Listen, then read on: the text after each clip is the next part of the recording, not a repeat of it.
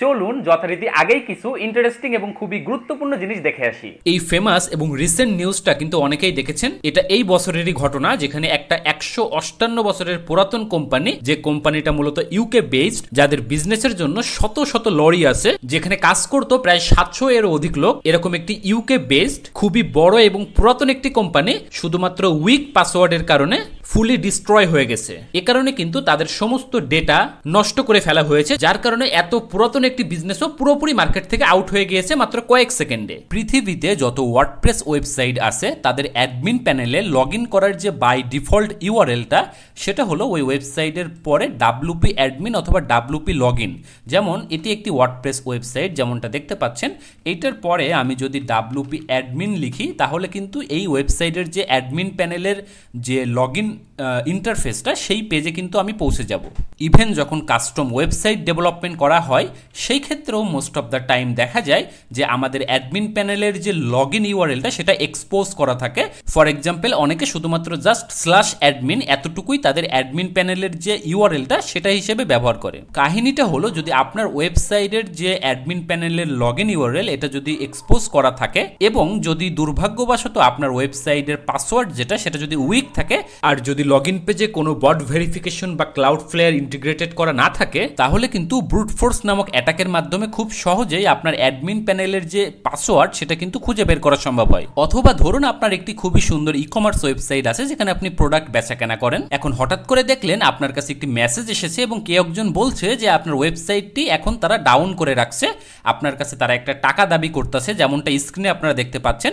এই টাকাটা দিলে তারা আবার ওয়েবসাইটটা আপ করে দিবে, এবং আপনি আপনার ওয়েবসাইটে ভিজিট করে দেখলেন যে আসলে আপনার ওয়েবসাইটে ঢোকা যাচ্ছে না, ওয়েবসাইটটি ডাউন দেখাচ্ছে। কিন্তু আপনি যখন জানবেন ডিডস নামক একটি অ্যাটাকের মাধ্যমে যেসব ওয়েবসাইটে ফায়ারওয়াল রুলস ইনস্টল করা নাই, সেই সব সাইট খুব সহজে ডাউন করে দেওয়া সম্ভব, তখন কিন্তু আপনি তাদের ফাঁদে পা না দিয়ে নিজেই নিজের সাইটকে প্রোটেক্ট করতে পারবেন। বাট ধরুন আপনার ফাইল আপলোড করার যে অপশনটি, সেখানে আপনি কোনো রুলস রেস্ট্রিকশন কিছুই সেট করেন নাই, অর্থাৎ মানুষ ইচ্ছা মতো যে কোনো ফাইল আপলোড করতে পারে। তো কি হবে যদি কেউ ইচ্ছাকৃতভাবে ম্যালিশিয়াস বা এক্সিকিউটেবল ফাইল আপনার সার্ভারে আপলোড করে দেয়? বা ধরুন আপনার যে ইনপুট ফিল্ডগুলো আছে সেগুলোতে প্রপারলি স্যানিটাইজেশন বা ভ্যালিডেশন নাই, ইনপুটগুলো ডেটাবেজে ডিরেক্টলি ইনসার্ট করার কারণে খুব সহজে আপনার ওয়েবসাইট এসকিউএল ইনজেকশন নামক অ্যাটাকের শিকার হতে পারে।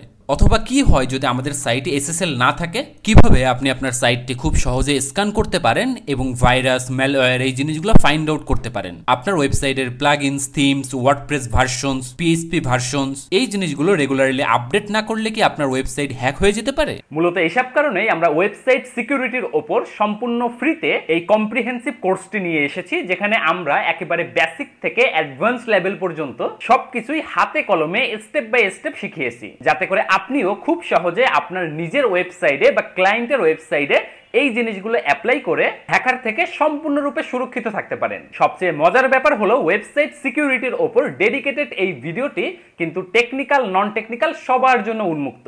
ধরুন আপনার নিজের ব্যবসার জন্য একটি ওয়েবসাইট আছে, কিন্তু আপনি জানেন না আপনার ওয়েবসাইটটি হ্যাকার থেকে নিরাপদ কিনা, বা আপনি ভয় পাচ্ছেন আপনার ওয়েবসাইটে সাইবার আক্রমণ হয় কিনা, বা হলেও আপনি কিভাবে সেটা প্রোটেক্ট করতে পারেন। এই ভিডিওটি দেখার পর আপনি নিজেই আপনার ওয়েবসাইটকে হ্যাকার বা সাইবার থ্রেট থেকে সিকিউর রাখতে পারবেন। অথবা আপনি যদি একজন ওয়েব ডেভেলপার হয়ে থাকেন, চাচ্ছেন আপনার ক্লায়েন্টকে ওয়েব ডেভেলপমেন্টের পাশাপাশি ওয়েব সিকিউরিটি সার্ভিসও প্রোভাইড করতে, কিংবা আপনি যদি নতুন করে ওয়েবসাইট সিকিউরিটি শিখতে এবং এর উপর ক্যারিয়ার গড়তে চান, সেক্ষেত্রেও আপনি যদি শুরু থেকে শেষ পর্যন্ত এই ভিডিওটি প্রতিটি কনসেপ্ট ক্লিয়ার করে করে দেখেন, তাহলে কথা দিচ্ছি আপনিও হয়ে যাবেন একজন ওয়েবসাইট সিকিউরিটি এক্সপার্ট। মূল ভিডিওতে যাওয়ার আগে প্রথমেই বলে নেই, প্রতিটি topic practically step by step দেখানোর কারণে ভিডিওটি ডেফিনেটলি বড় হবে, কিন্তু যেহেতু ভিডিওটিতে টাইম স্ট্যাম্প থাকবে, সুতরাং আপনি আপনার পছন্দ মতো যে কোনো টপিকে কিন্তু সহজে জাম্প করতে পারবেন। কিন্তু আমাদের রিকমেন্ডেশন হলো আপনি যদি বিগিনার হন, তাহলে ডেফিনেটলি আমাদের ভিডিওটি শুরু থেকে শেষ পর্যন্ত দেখবেন, যাতে করে কোনো খুঁটিনাটি বিষয়ও বাদ না পড়ে যায়। লাস্ট একটা জিনিস একটু মেনশন করে দিই, যেমনটা বলছিলাম আমরা কিন্তু প্র্যাকটিক্যালি দেখব। সো প্র্যাকটিক্যাল ইমপ্লিমেন্টেশনের জন্য আমরা এমন একটি ওয়েবসাইট, সিএমএস বা ফ্রেমওয়ার্ক খুঁজছিলাম যেটা সবার জন্য সহজবোধ্য হবে, কারণ যেমনটা বলছিলাম এটা সবার জন্য উন্মুক্ত কোর্স, এবং সেই ক্ষেত্রে সবার কথা বিবেচনায় আমরা ওয়ার্ডপ্রেস সিএমএস কে ফোকাসে রেখে প্র্যাকটিক্যাল ইমপ্লিমেন্টেশনগুলো করব, কারণ WordPress CMS technical non technical সবার জন্য খুবই সহজবোধ্য হয়। তবে চিন্তার কিছু নেই, কারণ যেহেতু আমরা ওয়েবসাইট সিকিউরিটির প্রতিটি টপিক কনসেপচুয়ালি শিখে শিখে আগাবো এবং ওয়েবসাইট সিকিউরিটির টার্মিনোলজি রুলস এগুলো যেহেতু সার্বজনীন অর্থাৎ সব জায়গায় সেম থাকে, এজন্য আপনি যে কোনো টাইপের ওয়েবসাইট সিএমএস ফ্রেমওয়ার্ক সবগুলোর উপরেই কিন্তু আপনি সেম রুল অ্যাপ্লাই করতে পারবেন। আর আপনাদের যে কোনো সমস্যা বা মতামতের জন্য আমাদের কমেন্ট বক্স অথবা ফেসবুক গ্রুপ তো ওপেন করাই আছে। তো চলুন লেটস গেট স্টার্টেড। খুবই সহজভাবে বললে ওয়েবসাইট সিকিউরিটি বলতে বোঝায় কোনো একটি ওয়েবসাইটে এমন কিছু রুল সেট করে দেয়া, এমন কিছু চেঞ্জেস করা বা কোনো কিছু ইনস্টল করে দেয়া যেটা ওই ওয়েবসাইটটিকে হ্যাকারস থেকে প্রোটেক্ট করবে, ইভেন ম্যালওয়্যার, আনঅথরাইজড অ্যাক্সেস এই জিনিসগুলো থেকেও সুরক্ষিত রাখবে। এখানে খুবই সুন্দর একটি উদাহরণ দেওয়া যেতে পারে। ধরুন আপনি একটি বাড়ি বানিয়েছেন, এরপরে আপনার মাথায় কিন্তু এটা রাখতে হবে যে বাড়িটা বানানোর পরে আপনার বাড়িতে এমন কিছু জিনিস সেট আপ বা ইনস্টল করতে হবে যাতে করে আপনার বাড়িটি চোর বা ডাকাত থেকে নিরাপদ থাকে। এই ক্ষেত্রে আপনি আপনার বাড়ির যে দরজা আছে সেখানে প্রপার লক ইউজ করতে পারেন, অ্যালার্ম সিস্টেম ইউজ করতে পারেন, ক্যামেরা ইউজ করতে পারেন। এই যে জিনিসগুলো আপনি বসাচ্ছেন আপনার বাড়িটিকে প্রোটেক্ট করার জন্য, একই উপায়ে আপনি চিন্তা করুন একটা ওয়েবসাইট আপনি বানালেন, কিন্তু যেহেতু পৃথিবীতে লক্ষ লক্ষ হ্যাকারস থাকে, আপনার কম্পিটিটর আছে যারা চায় আপনার ক্ষতি করতে, তাদের থেকে আপনার ওয়েবসাইটটিকে রক্ষা করতে হলে কিন্তু ওই বাড়ির মতো ওয়েবসাইটেও আপনাকে কিছু জিনিস ইনস্টল বা রুল সেট করে রাখতে হবে যাতে করে হ্যাকার বা স্ক্যামার এগুলো সুবিধা করতে না পারে। সর্বপ্রথম আমরা যেটা দেখব সেটা হলো HTTPS and SSL or TLC certificates. অনেকে হয়তোবা কনফিউজড হয়ে গেছেন, আমি একটা সুন্দর উদাহরণ দিয়ে জিনিসটা বুঝাই। এখানে আপনি আমাদের গিফটার্ন ওয়েবসাইটটি দেখতে পাচ্ছেন। আপনি যদি ইউআরএল বারের লেফট সাইডে এই পোর্শনটাতে ক্লিক করেন, এরপরে আপনি একটা জিনিস দেখতে পাবেন সেটা হলো যে কানেকশন ইজ সিকিউর। আপনি যদি এটাতে আরো একবার ক্লিক করেন তাহলে আরো বেশ কিছু ডিটেলস ইনফরমেশন পাবেন। এবং আমি যে বলছিলাম যে SSL বা TLS সার্টিফিকেট, দেখেন এখানে লেখা আছে সার্টিফিকেট ইজ ভ্যালিড। এবং আপনি যদি আরো ডিটেলস জানতে চান তাহলে যদি এখানে ক্লিক করেন তাহলে কিন্তু ফুলি ডিটেলস আপনার দেখাবে যে আমাদের সার্টিফিকেটের টাইপ, পাবলিক কি, এভরিথিং। অন্যদিকে আপনারা এই ওয়েবসাইটটা একটু খেয়াল করেন, এইখানে দেখেন আমি যখন ঢোকার ট্রাই করতেছি তখন অ্যাট ফার্স্ট ব্রাউজার আমাকে ওয়ার্নিং দিচ্ছে যে তুমি যে ওয়েবসাইটে ঢোকার ট্রাই করতেছো সেই ওয়েবসাইট কিন্তু secure connection with HTTPS support করে না। তো এখন আমি যদি ব্রাউজারের ওয়ার্নিং না শুনে এই যে কন্টিনিউ টু সাইটে ক্লিক করি তাহলে হয়তো বা এই সাইটটা আমাদের সামনে লোড নিবে, বাট যখন আপনি এই যে ইউআরএল বারের আগের মতো করে এখানে ক্লিক করবেন তখন কিন্তু দেখাবে যে your connection to this site is not secure. এটার মানে হলো যেমনটা বলছিলাম যে HTTPS ইনস্টল নাই। এখন মূলত আসি এটা কিভাবে করতে হয় এবং এটা না থাকলে সমস্যা কি হয়।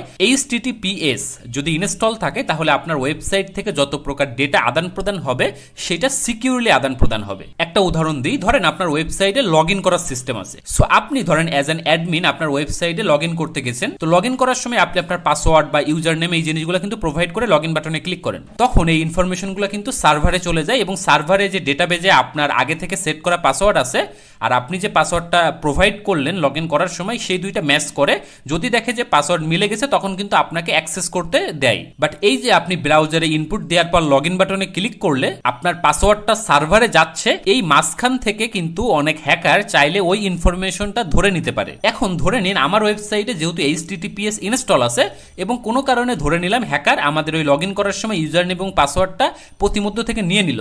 কিন্তু সমস্যা কি হবে জানেন হ্যাকারের জন্য?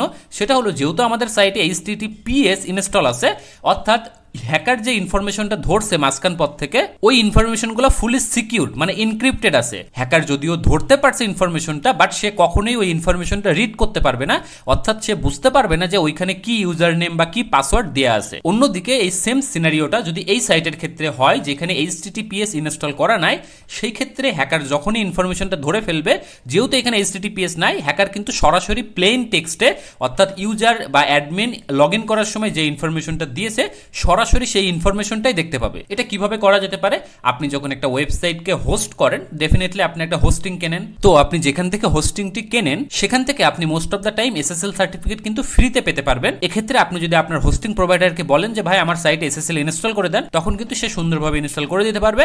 আপনি চাইলে নিজেও কিন্তু ইনস্টল করে নিতে পারেন। কিভাবে? আপনি আপনার যদি cPanel বেসড হোস্টিং হয়, cPanel-এ ঢোকার পর আপনি যদি SSL লিখে সার্চ করেন, যেমনটা আপনি দেখতে পাচ্ছেন, তাহলে একটা অপশন পাবেন, সেটা হলো SSL/TLS স্ট্যাটাস।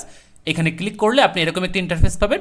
এইখানে আপনার যে ডোমেনগুলো থাকবে সেটা লিস্ট পাবেন। আপনার যে ডোমেনে আসলে ইনস্টল না এসএসএল সেরকম সেগুলো এখান থেকে সিলেক্ট করে নিয়ে আপনি যদি রান অটো এসএসএল এ ক্লিক করেন তাহলে কিন্তু আপনার জন্য যদি হোস্টিং প্রোভাইডার ফ্রি এসএসএল বরাদ্দ করে রাখে তাহলে আপনার এই এসএসএলটা অটোমেটিক্যালি ইনস্টল হয়ে যাবে। আর হলো আমরা যখন ক্লাউড ফ্লেয়ারে আমরা আমাদের সাইটটি অ্যাড করব তখন আমাদের আর এই হোস্টিংয়ের অর্থাৎ এই সি প্যানেলের এসএসএল দরকার হবে না, ক্লাউড ফ্লেয়ার নিজেই আমাদেরকে এসএসএল প্রোভাইড করবে। আমি যেহেতু এখন ক্লাউড ফ্লেয়ারের ওই সেকশনটাতে যাই নাই, সো এই কারণে আমি ওইটা এখন দেখাবো না, ওটা লাস্টের দিকে দেখাবো, কারণ ক্লাউড ফ্লেয়ার হলো আপনার ওয়েবসাইটকে সিকিউর করার one of the best tools. So আপাতত এইচটিটিপিএস বা এসএসএল এর কাজটা শেষ। এখন আসুন আমরা importance of strong password, two factor authentication বা 2FA, অ্যাডমিন লগইন ইউআরএল এই জিনিসগুলো নিয়ে একটু ডিটেলসে কথাবার্তা বলবো, কারণ এইখানে অনেকে বেশ কিছু মিস্টেক করে যেটা তাদের কাছে ছোট মনে হয়, বাট হ্যাকারের জন্য এটা একটা সুবর্ণ সুযোগ। প্রথমত সেটা হলো যে অ্যাডমিন প্যানেলে লগইন করার সময় ফর এক্সাম্পল আমাদের ওয়েবসাইটে আমরা যদি লগইন করতে যাই সেই ক্ষেত্রে আপনারা দেখতে পাচ্ছেন এখানে কিন্তু ইউজার নেম এবং পাসওয়ার্ড দিতে হচ্ছে। সমস্যাটা হলো আমি এরকম অনেক ক্লায়েন্ট দেখছি যারা এই পাসওয়ার্ডটা নিজেদের মনে রাখার জন্য বা দেখা যায় যে এই সেম পাসওয়ার্ড তারা অনেক জায়গায় ব্যবহার করছে, এই কারণেই পাসওয়ার্ডটা সিম্পল রাখার চেষ্টা করে।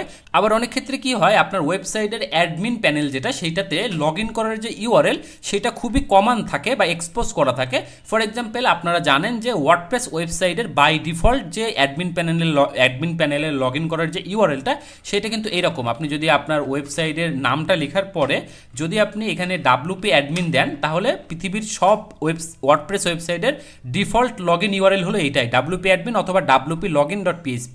এটা দিলেই কিন্তু আপনার অ্যাডমিন প্যানেলে ঢুকে যাবে আর কি। সো অথবা আপনার যদি কাস্টম ওয়েবসাইটও হয়, আমি এমন অনেক ওয়েবসাইট দেখছি যাদের অ্যাডমিন প্যানেলে লগইন করা যায় জাস্ট ওয়েবসাইটের পরে অ্যাডমিন এই লেখাটা লিখেই।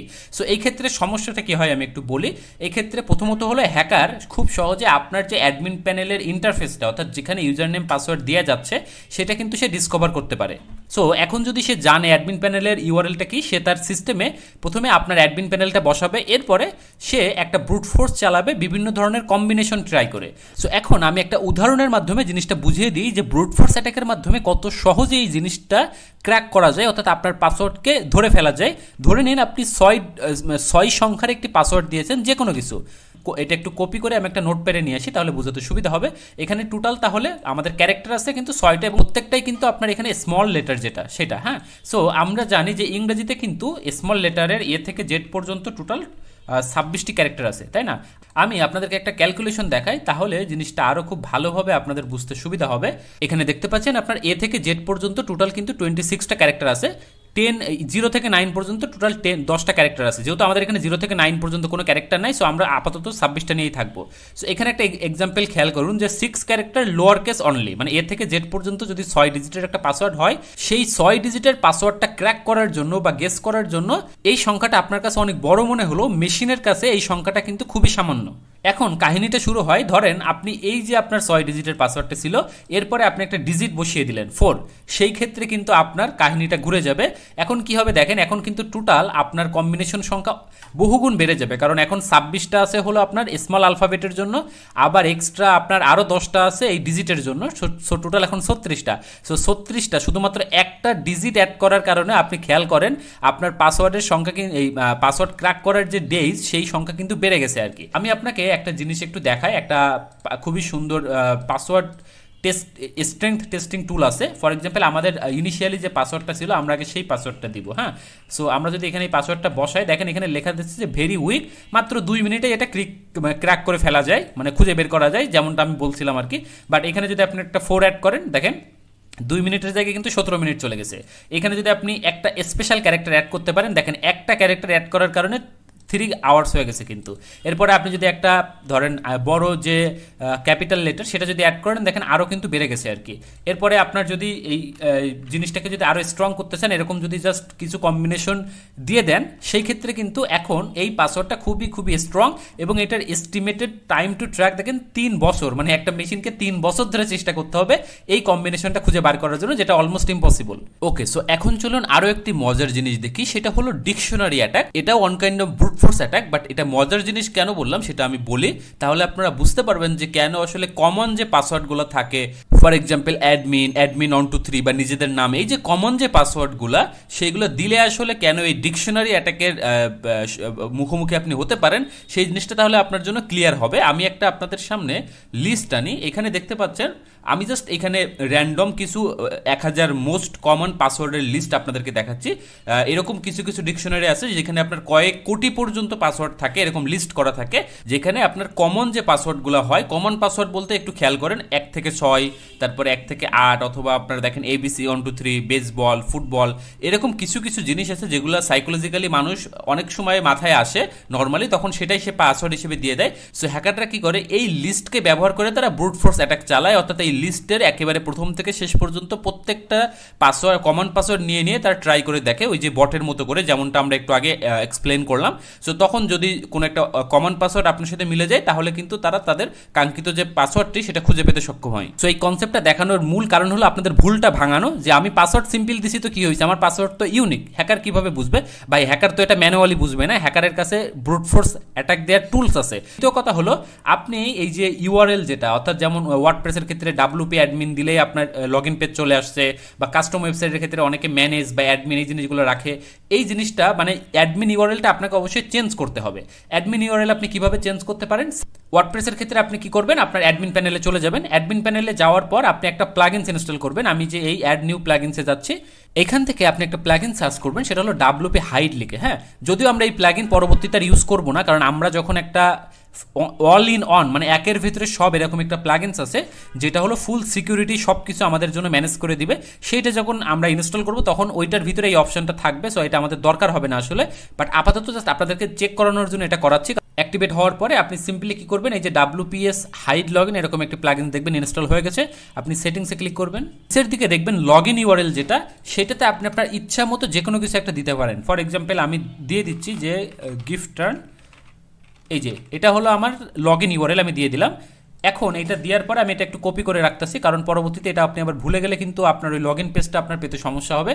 সো এখন আপনার এই ইউআরএলটাতে যদি আমি আবারও আসি, এখন যদি আমি WP অ্যাডমিন লিখে সার্চ করি, দেখবেন যে আমাদের এই যে ইউআরএলটা এখন 404 নট ফাউন্ড দেখাচ্ছে। কারণ হলো আমরা কিন্তু আমাদের যে অ্যাডমিন প্যানেলের ইউআরএল সেটা কিন্তু আমরা খুব সুন্দরভাবে হাইড করে ফেলছি, এটাই আপনাকে করা লাগবে। এখন আমরা যদি আবার আমরা যেটা সেট করলাম সেটা দিয়ে যদি আমি ট্রাই করি, এখন দেখবেন আমাদের কিন্তু অ্যাডমিন প্যানেলে লগ ইন করার অপশনটা আসতেছে। সো এটা হলো আপনার প্রথম কাজ, যাদের কাস্টম ওয়েবসাইট তারা আপনার যে অ্যাডমিন প্যানেলের ডিরেক্টরি নেম ওইটা জাস্ট চেঞ্জ করে দিলেই হবে।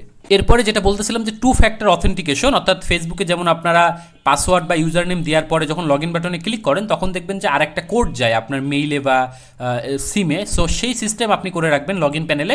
এটা ওয়ার্ডপ্রেসের ক্ষেত্রে খুবই ইজি। এটা আমরা ওই যে বললাম না একটু আগে যে একটা প্লাগইনস ইনস্টল করবো যার ভিতরে সব কিছুই থাকবে, ওইটা যখন ইনস্টল করবো তখন অটোমেটিক আমাদের এই সিস্টেমে অ্যাড হয়ে যাবে।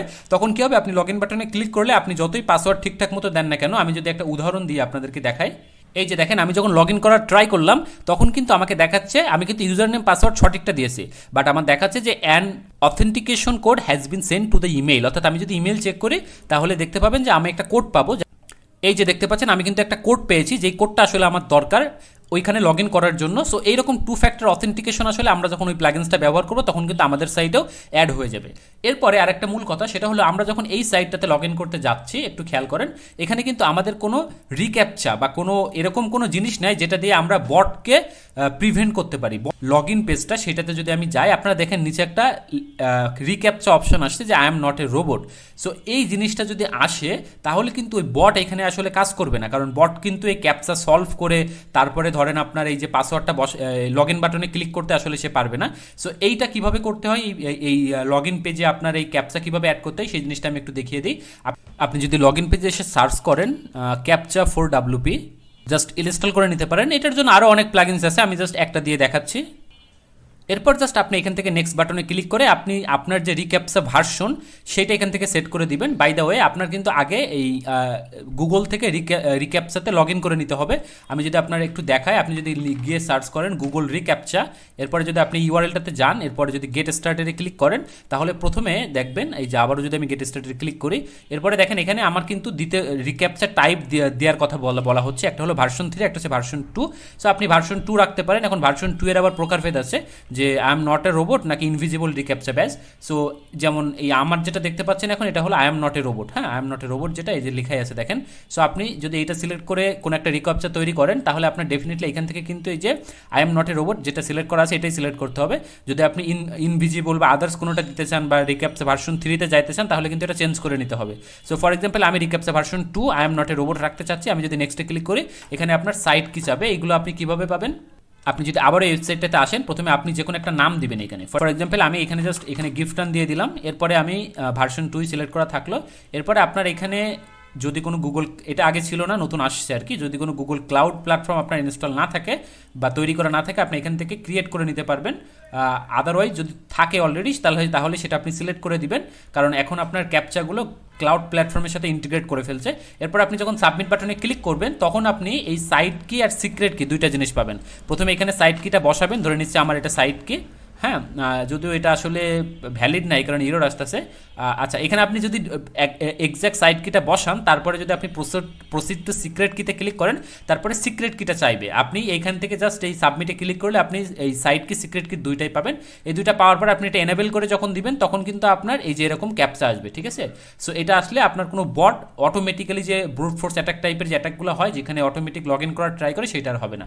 সো আমি ক্যাপচাটা নতুন করে আসলে ক্রিয়েট করতেছি না কারণ এটা খুবই সিম্পল, যদি কারোর বুঝতে অসুবিধা হয় আপনি জাস্ট ইন্টারনেটে গিয়ে সার্চ করলেই হবে যে how to create Google recaptcha. এরপরে আমরা আমাদের সেই কাঙ্ক্ষিত একটা প্লাগইনস ইনস্টল করব, যেটা আমি প্রথম দিক থেকে বলছিলাম যে আমরা এমন একটি প্লাগইনস ইনস্টল করব যেটার ভিতরে আসলে সব কিছুই থাকবে। মানে এটা আমরা এখনই কেন করব, কারণ আমরা কিন্তু অনেক টপিক এখনো কভার করি নাই। ফর এক্সাম্পল আমরা কিন্তু এখনো আমাদের এই যে আপনার অ্যাডমিন প্যানেল, সেই অ্যাডমিন প্যানেল থেকে আমরা কোর ফাইলগুলো এডিট করতে পারি। যেমন আপনি যদি অ্যাপিয়ারেন্সে যান তারপরে এখান থেকে দেখেন এই যে থিম ফাইল এডিটর, প্লাগইনসে গেলে দেখেন প্লাগইন ফাইল এডিটর, এখানে যদি আপনি ক্লিক করেন তাহলে কিন্তু আপনি কোর ফাইলগুলো এডিট করতে পারতেছেন। বাট আমরা চাই না যে এরকম কিছু জিনিস এখানে থাকুক যাতে করে অ্যাডমিন প্যানেল থেকেই কোর ফাইল এডিট করা যায়, কারণ এটা খুবই ডেঞ্জারাস একটা জিনিস। এখানে একটা কোনো ভুল হলে আপনার ফুল সাইটই ব্রেক হয়ে যাওয়া থেকে শুরু করে হ্যাক হয়ে যেতে পারে। সো এখন এই জিনিসগুলো আপনাকে প্রিভেন্ট করতে হবে। এছাড়া আপনার আরও অনেক জিনিস আছে যেগুলো আসলে আমরা ওই প্লাগইন যেটার কথা আমি বলতেছি সেই প্লাগইনস দিয়ে আসলে ম্যানেজ করব। যেমন আমরা লগ ইন অ্যাটেম্পটা লিমিট করে দিতে পারবো, 2 ফ্যাক্টর অথেন্টিকেশন অ্যাড করতে পারবো, ফায়ারওয়েল অ্যাড করতে পারবো, সিকিউরিটি হেডার্স অ্যাড করতে পারবো, এরকম অনেক জিনিস আছে, ঠিক আছে, যেগুলো আমরা প্লাগইনস দিয়ে করবো। এই কারণে আমি প্লাগইনসের পার্টটা এখনই আনতেছি আর কি।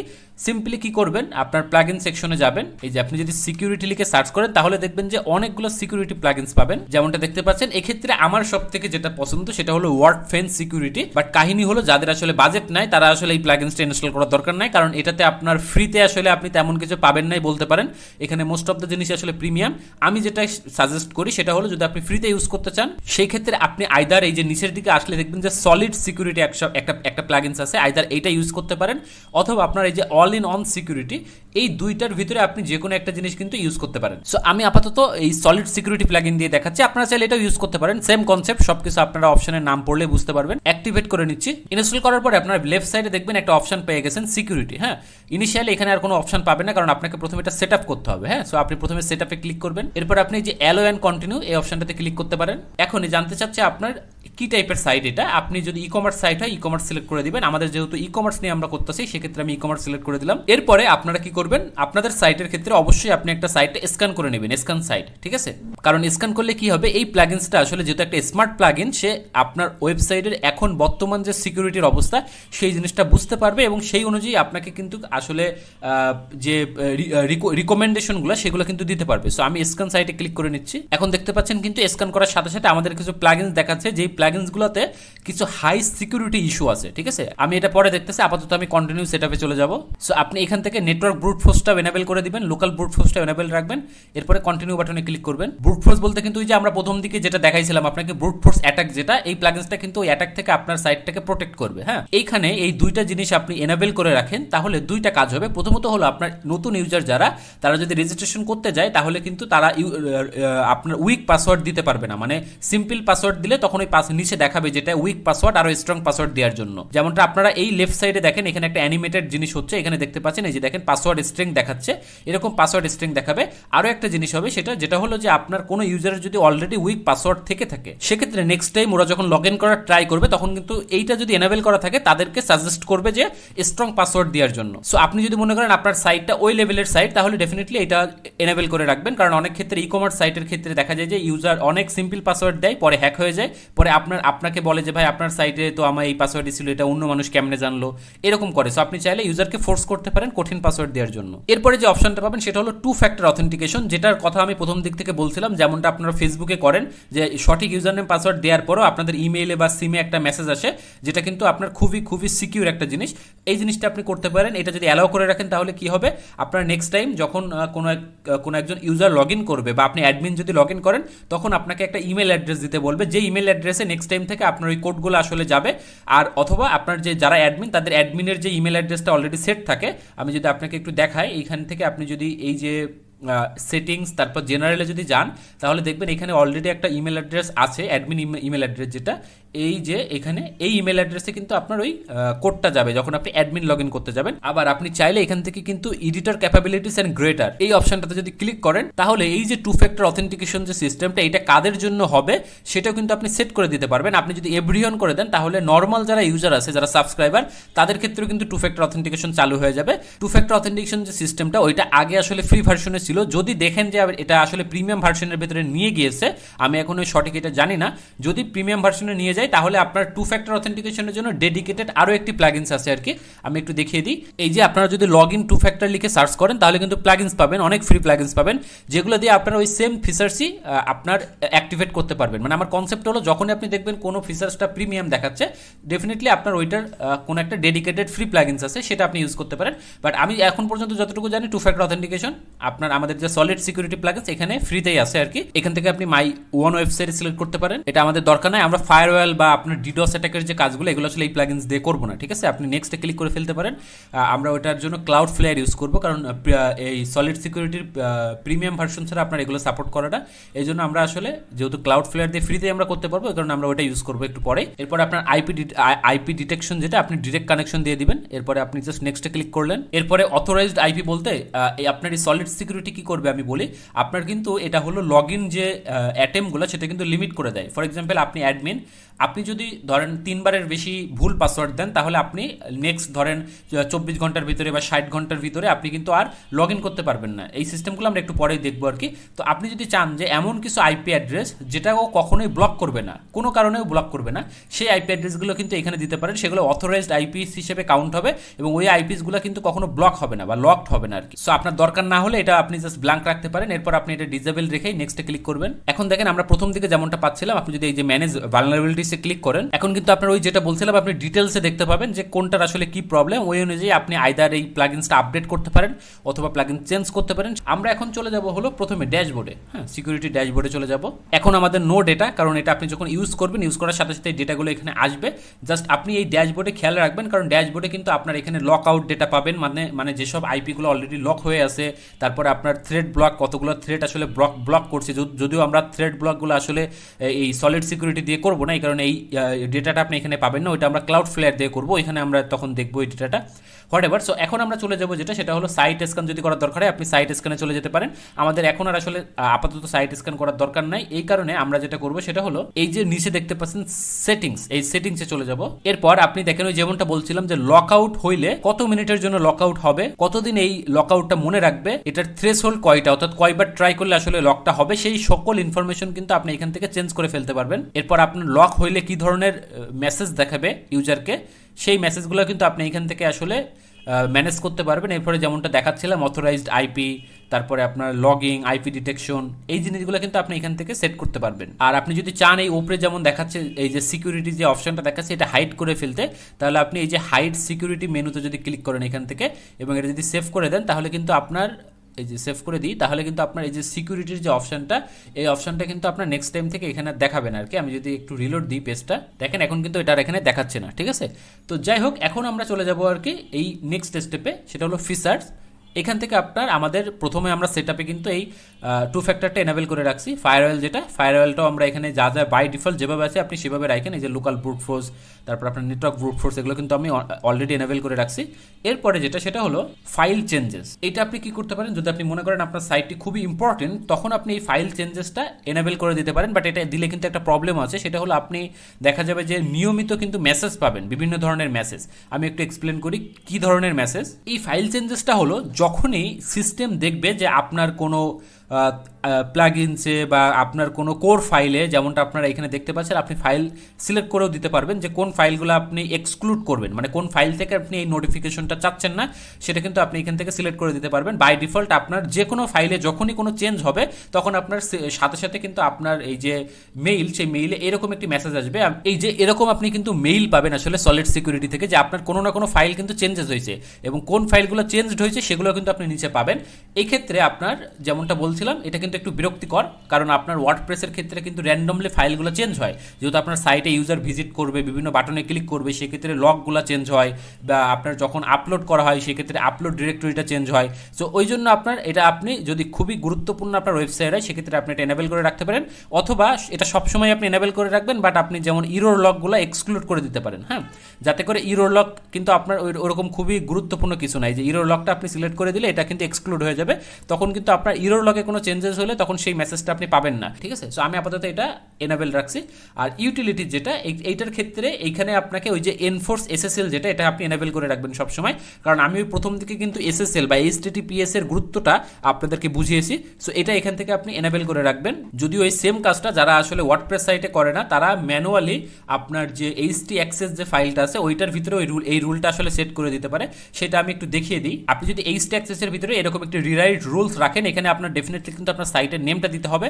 আপনি যদি www রাখতে চান রাখতে পারেন, অথবা এটা রিমুভ করে দিতে পারেন, বাট মেক শিওর করবেন এখানে HTTPS আছে কিনা। এরপরে ডাটাবেস ব্যাকআপটা আপনি এনেবল করে রাখবেন। এরপরে আপনার এখানে তেমন কোনো কাজ নাই। এখন আমরা চলে যাবো ইউজার গ্রুপে। হ্যাঁ, এরপর আপনি ইউজার গ্রুপে আসলে বলে দিতে পারবেন কারা মূলত আপনার এই যে সলিড সিকিউরিটি প্লাগইনস আমি যেভাবে আসলে ম্যানেজ করতেছি এরকম ম্যানেজ করতে পারবে। উপরে দেখেন আপনার রোল দেওয়া আছে, এডিটর, অ্যাডমিনিস্ট্রেটর। আপনি দেখেন যদি অ্যাডমিনিস্ট্রেটরে যান, দেখেন সব কয়টা এনেবল করা আছে। ঠিক আছে, মানে এই যে আপনার সেটিংসগুলো সেগুলো কিন্তু যারা অ্যাডমিনিস্ট্রেটর তারা কিন্তু ম্যানেজ করতে পারবে, বাট যারা অথর বা এডিটর তাদের কিন্তু আমরা এই অ্যাক্সেস দিব না আর কি। ঠিক আছে, পরে আমাদের যে মেইন কাজ সেটা হলো আমরা অ্যাডভান্সে চলে যাব। এখানে আমাদের বেশ কিছু কাজ আছে। প্রথমে আমরা যেটা যাবো সেটা হলো সিস্টেম টুইক সেটিংস। মেক শিওর করবেন এইখানে যা যা আছে সবকিছু আপনি এনেবল করে রাখবেন। আর পিএইচপি এক্সিকিউশন যেটা, এটা ডেফিনেটলি আপনার এই disable PHP in uploads, disable PHP in plugins theme, এগুলো কিন্তু অবশ্যই টিকমার্ক দিয়ে রাখবেন, কারণ পিএইচপি হলো একটা এক্সিকিউটেবল ফাইল। আমি যদি আপনাদেরকে দেখাই, যে দেখেন যেগুলো লাস্টে .php আছে এগুলো হলো পিএইচপি টাইপের ফাইল। এই ফাইলগুলো হ্যাকার যদি কোনোভাবে আপনার আপলোড ফোল্ডারে, অর্থাৎ এই যে আপনি যদি WP কন্টেন্টে যান, এরপরে দেখেন এখানে আপনার একটা ফাইল পাবেন আপলোডস। আপনি যদি এটা এখান থেকে ডিজেবল করে রাখেন, তখন কিন্তু যদি কোনোভাবে ইউজার এই পিএইচপি ফাইল আপলোড করতে পারে, ওটা কিন্তু এক্সিকিউট হয়ে গেলে আপনার সাইট একেবারে হ্যাক হয়ে যাবে। সো আপনি এখান থেকে ডিজেবল করে রাখবেন সব কিছুই, তাহলে আপনার কিন্তু পিএইচপি ফাইল আপলোড হবে না আপনার ওই আপলোড ফোল্ডারের ভিতরে, এবং আপনার প্লাগইনস বা থিম ফোল্ডারেও এই জিনিসগুলো আপলোড হবে না। যারা কাস্টম ওয়েবসাইটে কাজ করবেন, ফর এক্সাম্পল লারাভেল বা অন্য কোনো, তারা এটা কিভাবে করতে পারেন, সেম এইচটি অ্যাক্সেসে চলে যাবেন। আপনি এইচটি অ্যাক্সেসে যাওয়ার পরে আমি আগের এই যে কোডটা এটা আপনি রিমুভ করে দিচ্ছি। এই যে ফাইলটা, এই ফাইলটা আপনাকে আপলোড করতে হবে। যদি ফাইল ম্যাচ হয় পিএইচপি, PHTML এই ধরনের ফাইল যদি আপলোড করার ট্রাই করে, তাহলে কিন্তু ডিনাই করে ফেলবে আর কি। সো এটা করলে কি হবে, আপনার যে পিএইচপি এক্সিকিউশন আপলোড ডিরেক্টরিগুলোতে সেটা কিন্তু তখন কাজ করবে না। এটা কিন্তু খুবই ইম্পর্টেন্ট একটা জিনিস, এবং এটা শুধুমাত্র আমি পিএইচপির ক্ষেত্রে বলতেছি। যাদের পাইথন এক্সিকিউটেবল, ধরেন কেউ একটা জ্যাঙ্গো দিয়ে ওয়েবসাইট বানাচ্ছে, সেক্ষেত্রে আপনার পাইথন এক্সিকিউটেবল যে ফাইলগুলো থাকে সেগুলো কিন্তু এইভাবে আপনাকে ব্লক করতে হবে। এটা আমাদের কাজ শেষ। এখানে মেক শিওর করবেন প্রত্যেকটাই টিকমার্ক আছে কিনা। এরপরে যেটা আসবেন সেটা হলো ওয়ার্ডপ্রেস টুইকে। এখানে যদি আপনি ক্লিক করেন ডিজেবল ফাইল এডিটর, এটা 100% আপনি এটাকে টিকমার্ক দিয়ে রাখবেন, কারণ যেমনটা বলছিলাম আমরা কিন্তু একটু আগে এই যে প্লাগইনসের ভেতরে গিয়ে ওই যে এডিট প্লাগইনস করতে পারতাম, অর্থাৎ প্লাগইনসের র ফাইলগুলো কিন্তু এডিট করতে পারতাম। এখন যেহেতু এটা এনেবল করা আছে, এখন আপনি যদি প্লাগইনসে যান, দেখেন ওই অপশনটা কিন্তু এখন আর পাচ্ছেন না। অ্যাপিয়ারেন্সে গেলেও কিন্তু এই যে কোনো থিম ফাইল এডিটরের এডিটিংয়ের কোনো একটা অপশন নাই। এই কারণে মেক শিওর করবেন এটা অবশ্যই কিন্তু আপনাকে ডিজেবল করে রাখতে হবে, যাতে করে কোনো অ্যাডমিন বা অ্যাডমিনিস্ট্রেটর এটা এডিট করতে না পারে। আপনার যদি এডিট করার প্রয়োজন হয়, আপনি সরাসরি আপনার যে সিপ্যানেল আছে তার ভিতরে ঢুকে আপনি এডিট করবেন। এখান থেকে রেস্ট স্টেপে যেটা আপনি ডিফল্ট অ্যাক্সেস দিয়ে রাখবেন। আর আরেকটা জিনিস সেটা হলো হাইড ব্যাকএন্ড। ওই যে আমরা একটু আগে একটা প্লাগইনস দিয়ে করছিলাম, মনে আছে যে আমাদের যে ডাব্লুপি অ্যাডমিন বা ডাব্লুপি লগইন, এটা হাইড করার জন্য আমরা কিন্তু একটা প্লাগইনস ব্যবহার করতাম। আমি একটু আপনাদেরকে দেখিয়ে দিই। আমি যদি আমাদের ইনস্টল প্লাগইন সেকশনে যাই, এরপরে আপনার ওই যে ডাব্লুপি হাইড নামে আমরা একটা প্লাগইনস ইউজ করছিলাম, এই যে ডাব্লুপিএস হাইড, এর ভিতরে আমরা কিন্তু দিয়ে দিয়েছিলাম যে আমরা আসলে এই যে ডাব্লুপি হাইড বা ডাব্লুপি লগইনের পরিবর্তে এই ইউআরএলটা ইউজ করব। তো আমি সেই সময় বলছিলাম যে এটা আমরা এখন হয়তো এই প্লাগইনসটা ইউজ করতেছি, বাট যখন আমরা আমাদের মেইন প্লাগইনস ইউজ করব তখন আমাদের এটা দরকার হবে না। আপনি চাইলে এখন এই প্লাগইনসটা আসলে ডিলিট করে দিতে পারেন। আমি এই প্লাগইনসটা এখান থেকে রিমুভ করে দিচ্ছি। আমাদের আপাতত এই প্লাগইনসের দরকার নাই আসলে, হ্যাঁ, কারণ আমরা এখন এই যে লাস্ট যে প্লাগইনসটা ইনস্টল করলাম অল ইন অন, যেটা সলিড সিকিউরিটি, ওইটার ভিতরে আমাদের সব থাকবে। কিভাবে থাকবে? আপনার আবারও প্লাগইনসে আসেন, এই যে দেখেন লাস্টের দিকে আছে হাইড ব্যাকএন্ড, এখানে যে স্টিক মার্ক দেন, দেওয়ার পরে আপনি এখানে আপনার ইউআরএলটা সেট করে দিবেন যে আপনি আসলে এক্স্যাক্টলি কি চাচ্ছেন লগইনের জন্য। আপনি র্যান্ডমলি আপনার যেটা মনে থাকবে বা সেভ করে রাখতে পারবেন ওরকম কিছু দিয়ে দিবেন। বা এখানে দেখেন একটা আপনার ওয়ার্নিং দেওয়া আছে যে আপনার লগইন, অ্যাডমিন, ড্যাশবোর্ড, এই জিনিসগুলো আপনি এখানে দিবেন না, কারণ এগুলো কিন্তু আপনার কমন এবং বাই ডিফল্ট থাকেই। সো আপনি ইউনিক কিছু দিবেন। সো এটা কিন্তু লগ ইনের জন্য, আর রেজিস্টারের জন্য আপনি কিন্তু এটা চেঞ্জ করে দিতে পারেন। এরপরে আপনি বলে দিতে পারেন যে কেউ যদি ওই যে ডাব্লুপি অ্যাডমিন বা ডিফল্ট আগে যেটা ছিল ওইটাতে প্রবেশ করার চেষ্টা করে, তাহলে সে কোন পেজে রিডাইরেক্ট হয়ে যাবে। আপাতত নট ফাউন্ড পেজই থাকবে, অথবা আপনার যদি এরকম কোনো ডেডিকেটেড পেজ থাকে সেগুলো আপনি দিয়ে দিতে পারেন। এরপর আপনি জাস্ট সেভে ক্লিক করলে কিন্তু কাজ শেষ, ঠিক আছে। সো এই হলো আমাদের মূলত আসলে সলিড সিকিউরিটি প্লাগইনের বেসিক। এখন আমরা কিন্তু আরো অ্যাডভান্সের দিকে যাব আস্তে আস্তে। এরপরে আমরা আমাদের হোস্টিং এর, হতে পারে সেটা শেয়ার্ড হোস্টিং বা অন্য কোনো টাইপের হোস্টিং, এই হোস্টিং এর কিছু সিকিউরিটি সম্পর্কে জানবো, যেগুলো বেসিক আমাদের করা উচিত বা জানা উচিত। প্রথমত আমি যেটা নিয়ে কথা বলতে চাই এটা খুবই গুরুত্বপূর্ণ, এটা হলো ডিরেক্টরি ব্রাউজিং। আমি একটু এক্সপ্লেন করি তাহলে বুঝতে পারবেন। আপনারা দেখতে পাচ্ছেন একটা ওয়েবসাইটের জন্য বেশ কিছু ফাইল থাকে আর কি, কিন্তু সমস্যার বিষয় হলো অনেক ক্ষেত্রে দেখা যায় যে যখন আমরা কাস্টম কোনো ওয়েবসাইট তৈরি করি, এই সমস্যাটা মূলত যারা ওয়ার্ডপ্রেস সাইট তৈরি করে তাদের ক্ষেত্রে হবে না, বাট যারা কাস্টম ওয়েবসাইট যখন ডেভেলপ করা হয়, কোডগুলো যখন ম্যানুয়ালি নিজে নিজে লেখা হয়, ফার্স্ট অফ অল যেটা হয় সেটা হলো অনেকে ডিরেক্টরি লিস্টিংটা প্রোটেক্ট করতে ভুলে যায়। ডিরেক্টরি লিস্টিং প্রোটেকশন বলতে কি বোঝায়? স্ক্রিনে একটি ছবি দেখা যাচ্ছে, একটু খেয়াল করেন। ধরে নিন আপনি একটা ওয়েবসাইটে প্রবেশ যখন করেন তখন কি হয়, আপনি ওয়েবসাইটের হোম পেজটা দেখতে পান, বাট হোম পেজের পরিবর্তে অনেক সময় আপনি খেয়াল করছেন কিনা যে অনেক সময় দেখা যায় যে ওই ওয়েবসাইটের যে ফাইলগুলো থাকে সেই ফাইলগুলো আমাদের সামনে চলে আসে। এটার কারণ হলো আমরা আমাদের যে ডিরেক্টরি লিস্টিং সেটাকে আইদার প্রিভেন্ট করি নাই, অথবা আমরা এই ডিরেক্টরিতে কোনো index.html বা index.php ফাইল নাই, যার কারণে আপনার আমাদের যে যখনই ভিজিট করা হচ্ছে ওই এন্ড পয়েন্টে, তখন ওই এন্ড পয়েন্টে যে ফাইলগুলো থাকে, যেমন এই ফাইলগুলো, এগুলো কিন্তু তখন যে কোনো ইউজারের কাছে ভিজিবল হয়ে যাবে এবং ইউজার চাইলে সরাসরি কিন্তু ডাউনলোডও করে নিতে পারবে। এই সমস্যার সমাধানের জন্য আপনার দুইটা উপায় আছে। আইদার আপনি প্রতিটি যে ডিরেক্টরি আছে, ফর এক্সাম্পল এই যে ধরেন working.gifton.app, এখানে আপনি একটা index.php ফাইল ক্রিয়েট করে ফেলবেন। এই যে আপনি দেখতে পাচ্ছেন index.php, এরকম ফাইল ক্রিয়েট করবেন। এরকম যে কয়টি ডিরেক্টরি আছে, ফর এক্সাম্পল WP includes, এই WP includes এর ভিতরেও আপনাকে index.php ফাইল রাখতে হবে। এটা একটা উপায়। দ্বিতীয় আর একটা উপায় আছে, সেটা হলো আমরা .htaccess ফাইলের মাধ্যমে করতে পারি। .htaccess ফাইল সম্পর্কে যারা জানেন না তাদের জন্য বলে দিই, এটা হলো একটা কনফিগারেশনেবল ফাইল অ্যাপাচি ওয়েব সার্ভারের জন্য, বিশেষ করে যেখান থেকে আপনি বলা যেতে পারে অনেক ধরনের রুলস, রিডাইরেক্ট রুলস বলতে পারেন বা পাসওয়ার্ড প্রোটেক্ট ফোল্ডার বলতে পারেন, রিরাইট রুলস বলতে পারেন, সবকিছুই আপনি এই htaccess এর ভিতর থেকে সেট করতে পারেন। আপনি এখানে খেয়াল করুন যে আপনি একটা .htaccess ফাইল দেখতে পাচ্ছেন। আমি যদি এটা একটু ওপেন করে দেখাই আপনাদেরকে, এই যে আপনি .htaccess এর ভিতরে আসার পরে আপনি যদি ফর এক্সাম্পল আমি একটু নিচের দিকে যাচ্ছি, এখানে আপনি যদি এরকম করে বসান এই যে disable directory listing options indexes, এইটা দিলে কি হবে, আপনি যদি কোনো কারণে ওই index.html অথবা index.php ফাইল দিতে ভুলেও যান প্রতিটি ডিরেক্টরির জন্য, সেই ক্ষেত্রে এটা কিন্তু 403 একটা ইরর দিবে, ব্ল্যাঙ্ক পেজ।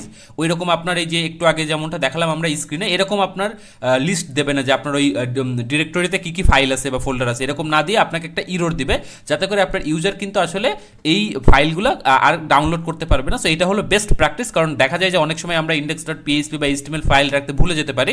সো আপনারা htaccess এর ভিতরে ডেফিনেটলি এই অপশনটা আছে নাকি চেক করে নেবেন। এরপরে যারা ওয়ার্ডপ্রেস ইউজার তাদের জন্য বেশ কিছু রুলস আছে, যেমন হলো আপনারা জানেন ওয়ার্ডপ্রেস ওয়েবসাইটে সবথেকে মোস্ট ইম্পর্টেন্ট ফাইল হলো wp config ফাইলটা। এইটার ভিতরেই মূলত আপনার ডেটাবেজের যে ডিটেলসগুলা, আমি যদি একটু আপনাদেরকে দেখাই, এই wp config ফাইলটা ওপেন করে এখানে দেখবেন আপনি আপনার ডেটাবেজের যে ক্রেডেনশিয়াল থেকে শুরু করে সব ইম্পর্টেন্ট জিনিসপত্র এখানে থাকে। আপনার অথ কি, যত যে ইম্পর্টেন্ট সেন্সিটিভ ইনফরমেশন থাকবে ওইখানেই আছে। সো এখন ওইটাকে আমাদের প্রোটেক্ট করতে হলে আমরা এটার জন্য একটা রুল সেট করতে পারি।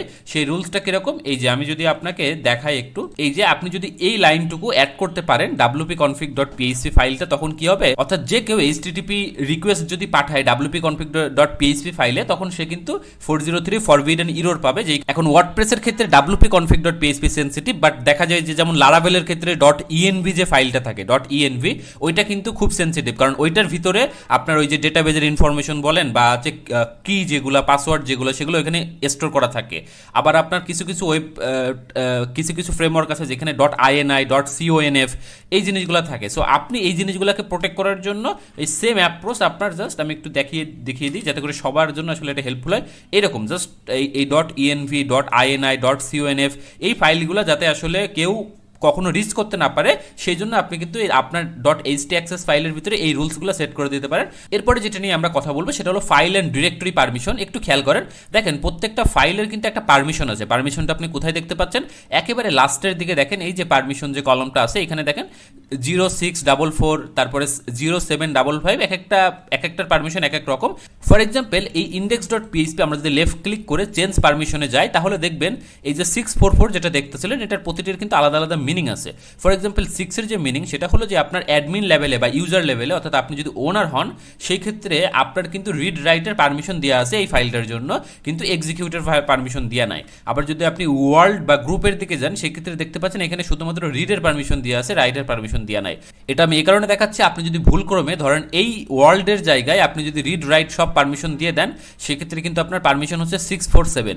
সো আপনি যদি এই তিনটায় যদি টিকমার্ক দিয়ে চেঞ্জ পারমিশন করে দেন তাহলে কিন্তু আপনার সিস্টেমে যতজন আসবে, মানে আপনি অ্যাডমিন বা আপনার যে গ্রুপ আছে সেগুলো বাদেও আপনার আদার্স যে কেউই কিন্তু তখন এই ফাইলটাকে রাইট করতে পারবে, এক্সিকিউট করতে পারবে, যেটা কিন্তু খুবই ডেঞ্জারাস একটা জিনিস। সো ডেফিনেটলি আপনারা ফাইল পারমিশন যদি সেট করতে চান কখনো, সেই ক্ষেত্রে আপনি যদি না বুঝে থাকেন যে এই কোনটার কাজ কি, সেক্ষেত্রে কিন্তু আপনি বিপদে পড়তে পারেন। এ কারণে বাই ডিফল্ট যেটা যেমন আছে তেমনই রাখার চেষ্টা করবেন। যদি কখনো প্রয়োজন হয় আপনি বুঝে শুনে কিন্তু এই পারমিশনটা তখন চেঞ্জ করবেন। এরপরে আমরা কথা বলবো ওয়ার্ডপ্রেসের প্লাগইনস, থিমস, ওয়ার্ডপ্রেস ভার্সন এগুলোর আপডেট নিয়ে।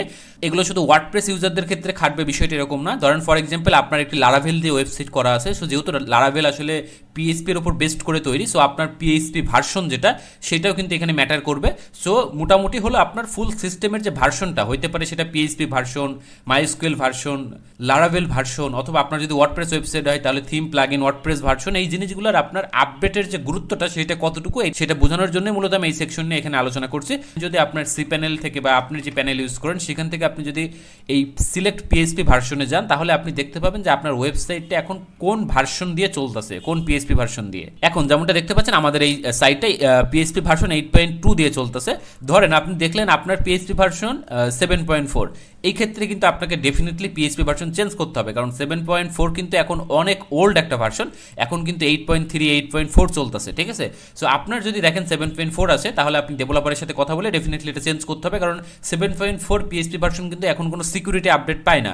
অর্থাৎ যেহেতু এখানে সিকিউরিটি আপডেট পায় না, সেই ক্ষেত্রে রিসেন্ট যদি কোনো ভালনারেবিলিটিস বার করতে পারে হ্যাকাররা, সেক্ষেত্রে কিন্তু আপনি কোনো সাপোর্ট পাবেন না PHP থেকে। সো ডেফিনেটলি এই জিনিসগুলো আপনাকে আপডেট রাখতে হবে। এখন আসুন ওয়ার্ডপ্রেসে ফিরে আসি। ওয়ার্ডপ্রেসের ক্ষেত্রে আপনারা জানেন যে এই থিমস, প্লাগইনস এগুলো দেখবেন যে যখনই আপনি ঢুকবেন সাইটে দেখবেন যে নিচে এরকম অপশন আসতেছে যে there is a new version of contact form 7 বা এরকম। হ্যাঁ, তো আপনি আপডেট নাও বাটনটাতে ক্লিক করবেন।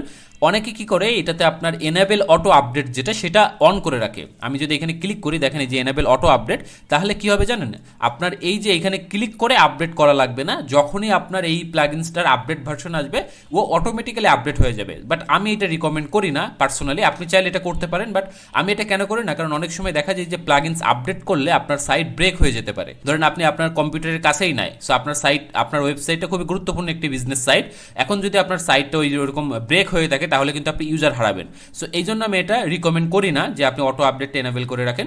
বেটার আপনি নিজে ম্যানুয়ালি এটা আপডেট নাও তো বাটনে ক্লিক করবেন প্রত্যেকটার, বাট তার আগে আপনি সাইটের একটা ব্যাকআপ নিয়ে নিতে পারেন। সাইটের ব্যাকআপ কিভাবে নিতে হয় সেই বিষয়ে আমাদের অলরেডি একটি ভিডিও করা আছে, আপনারা ওইটা চেক করে দেখতে পারেন, অথবা বা নিজেরাও আপনারা চাইলে প্লাগইনস বা অনেক আপনার এই সি প্যানেলের ব্যাকআপ নেওয়ারই সিস্টেম থাকে, অটোমেটিক্যালি। আপনি যদি এখানে একটু সার্চ দেন ব্যাকআপ লিখে, তাহলে আপনি ব্যাকআপ উইজার্ড অপশন পাবেন। এখান থেকেও আপনি আপনার ফুল যে ধরেন পার্শিয়াল ব্যাকআপ নিতে পারবেন, ফুল ব্যাকআপ নিতে পারবেন। এরকম একটা ব্যাকআপ নিয়ে তারপর আমি এটা রিকমেন্ড করি ব্যাকআপ নেওয়ার পরে আপনার সমস্ত প্লাগইনগুলো আসলে আপডেট করার জন্য, কারণ না হলে দেখা যাবে যে কখনো না কখনো আপনার সাইটটা যদি ব্রেক হয়ে যায় সেক্ষেত্রে কিন্তু প্রবলেম হইতে পারে। আপনি যদি অনলাইনে গিয়ে সার্চ করেন ওয়ার্ডপ্রেস প্লাগইন ভালনারেবিলিটিস, সো এখন আপনি যদি প্রথম লিঙ্কটাতে যান, এখানে আপনি পাবেন যে প্লাগইনসগুলোর যে কোনো ভার্সনে আপনার ভালনারেবিলিটিস পাওয়া গেছিল সেগুলো আপনার এখানে লিস্ট করা আছে। ফর এক্সাম্পল আমি যদি একটা ফেমাস প্লাগইন লিখে এখানে সার্চ করি, এই যে ইওস্টেসিও যে প্লাগইনসটা, এখান থেকে আপনারা যে কোনো একটি প্লাগইনসে ক্লিক করতে পারেন। এগুলো সবই ইওস্টেসিওর, কোনোটা প্রিমিয়াম কোনোটা লোকাল, এই জিনিসগুলো। আমি যদি ফর এক্সাম্পল এটাতে ক্লিক করি তাহলে দেখতে পাবেন আপনার এখানে বেশ কিছু ইনফরমেশন আসবে এবং কি কি আসলে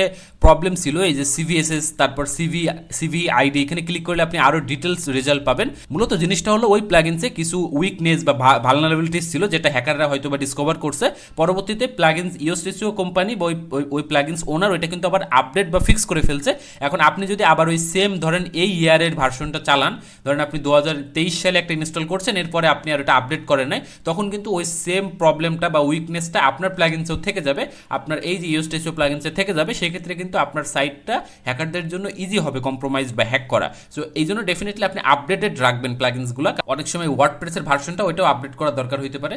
সো আপনি সকল আপডেট কোথায় পাবেন ওয়ার্ডপ্রেস সাইটের ক্ষেত্রে? আপনি ড্যাশবোর্ডে যদি মাউসটা হোভার করেন দেখবেন আপনি হোমের নিচে আপডেটস বাটনটাই আছে, আপনি এখানে জাস্ট ক্লিক করবেন, করলে দেখবেন যে যত প্রকার আপডেটস আছে, হোক সেটা প্লাগইনস, থিম বা ওয়ার্ডপ্রেস ভার্সন, যে কোনো কিছু সব আপনি এখানে পাবেন এবং এখান থেকে কিন্তু একসাথে আপনি এই সমস্ত প্রকার আপডেটের কাজ করতে পারবেন। আর যেমনটা বলছিলাম যে আপডেট নেওয়ার আগে ব্যাকআপ নেওয়ার যে বিষয়টা, এটা শুধুমাত্র যে আপনি আপডেট নেওয়ার আগেই নেবেন এরকম না, আপনি একটা প্ল্যান বানাবেন যে আপনি daily let's say for example আপনি 3 দিন পর পর ব্যাকআপ রাখবেন।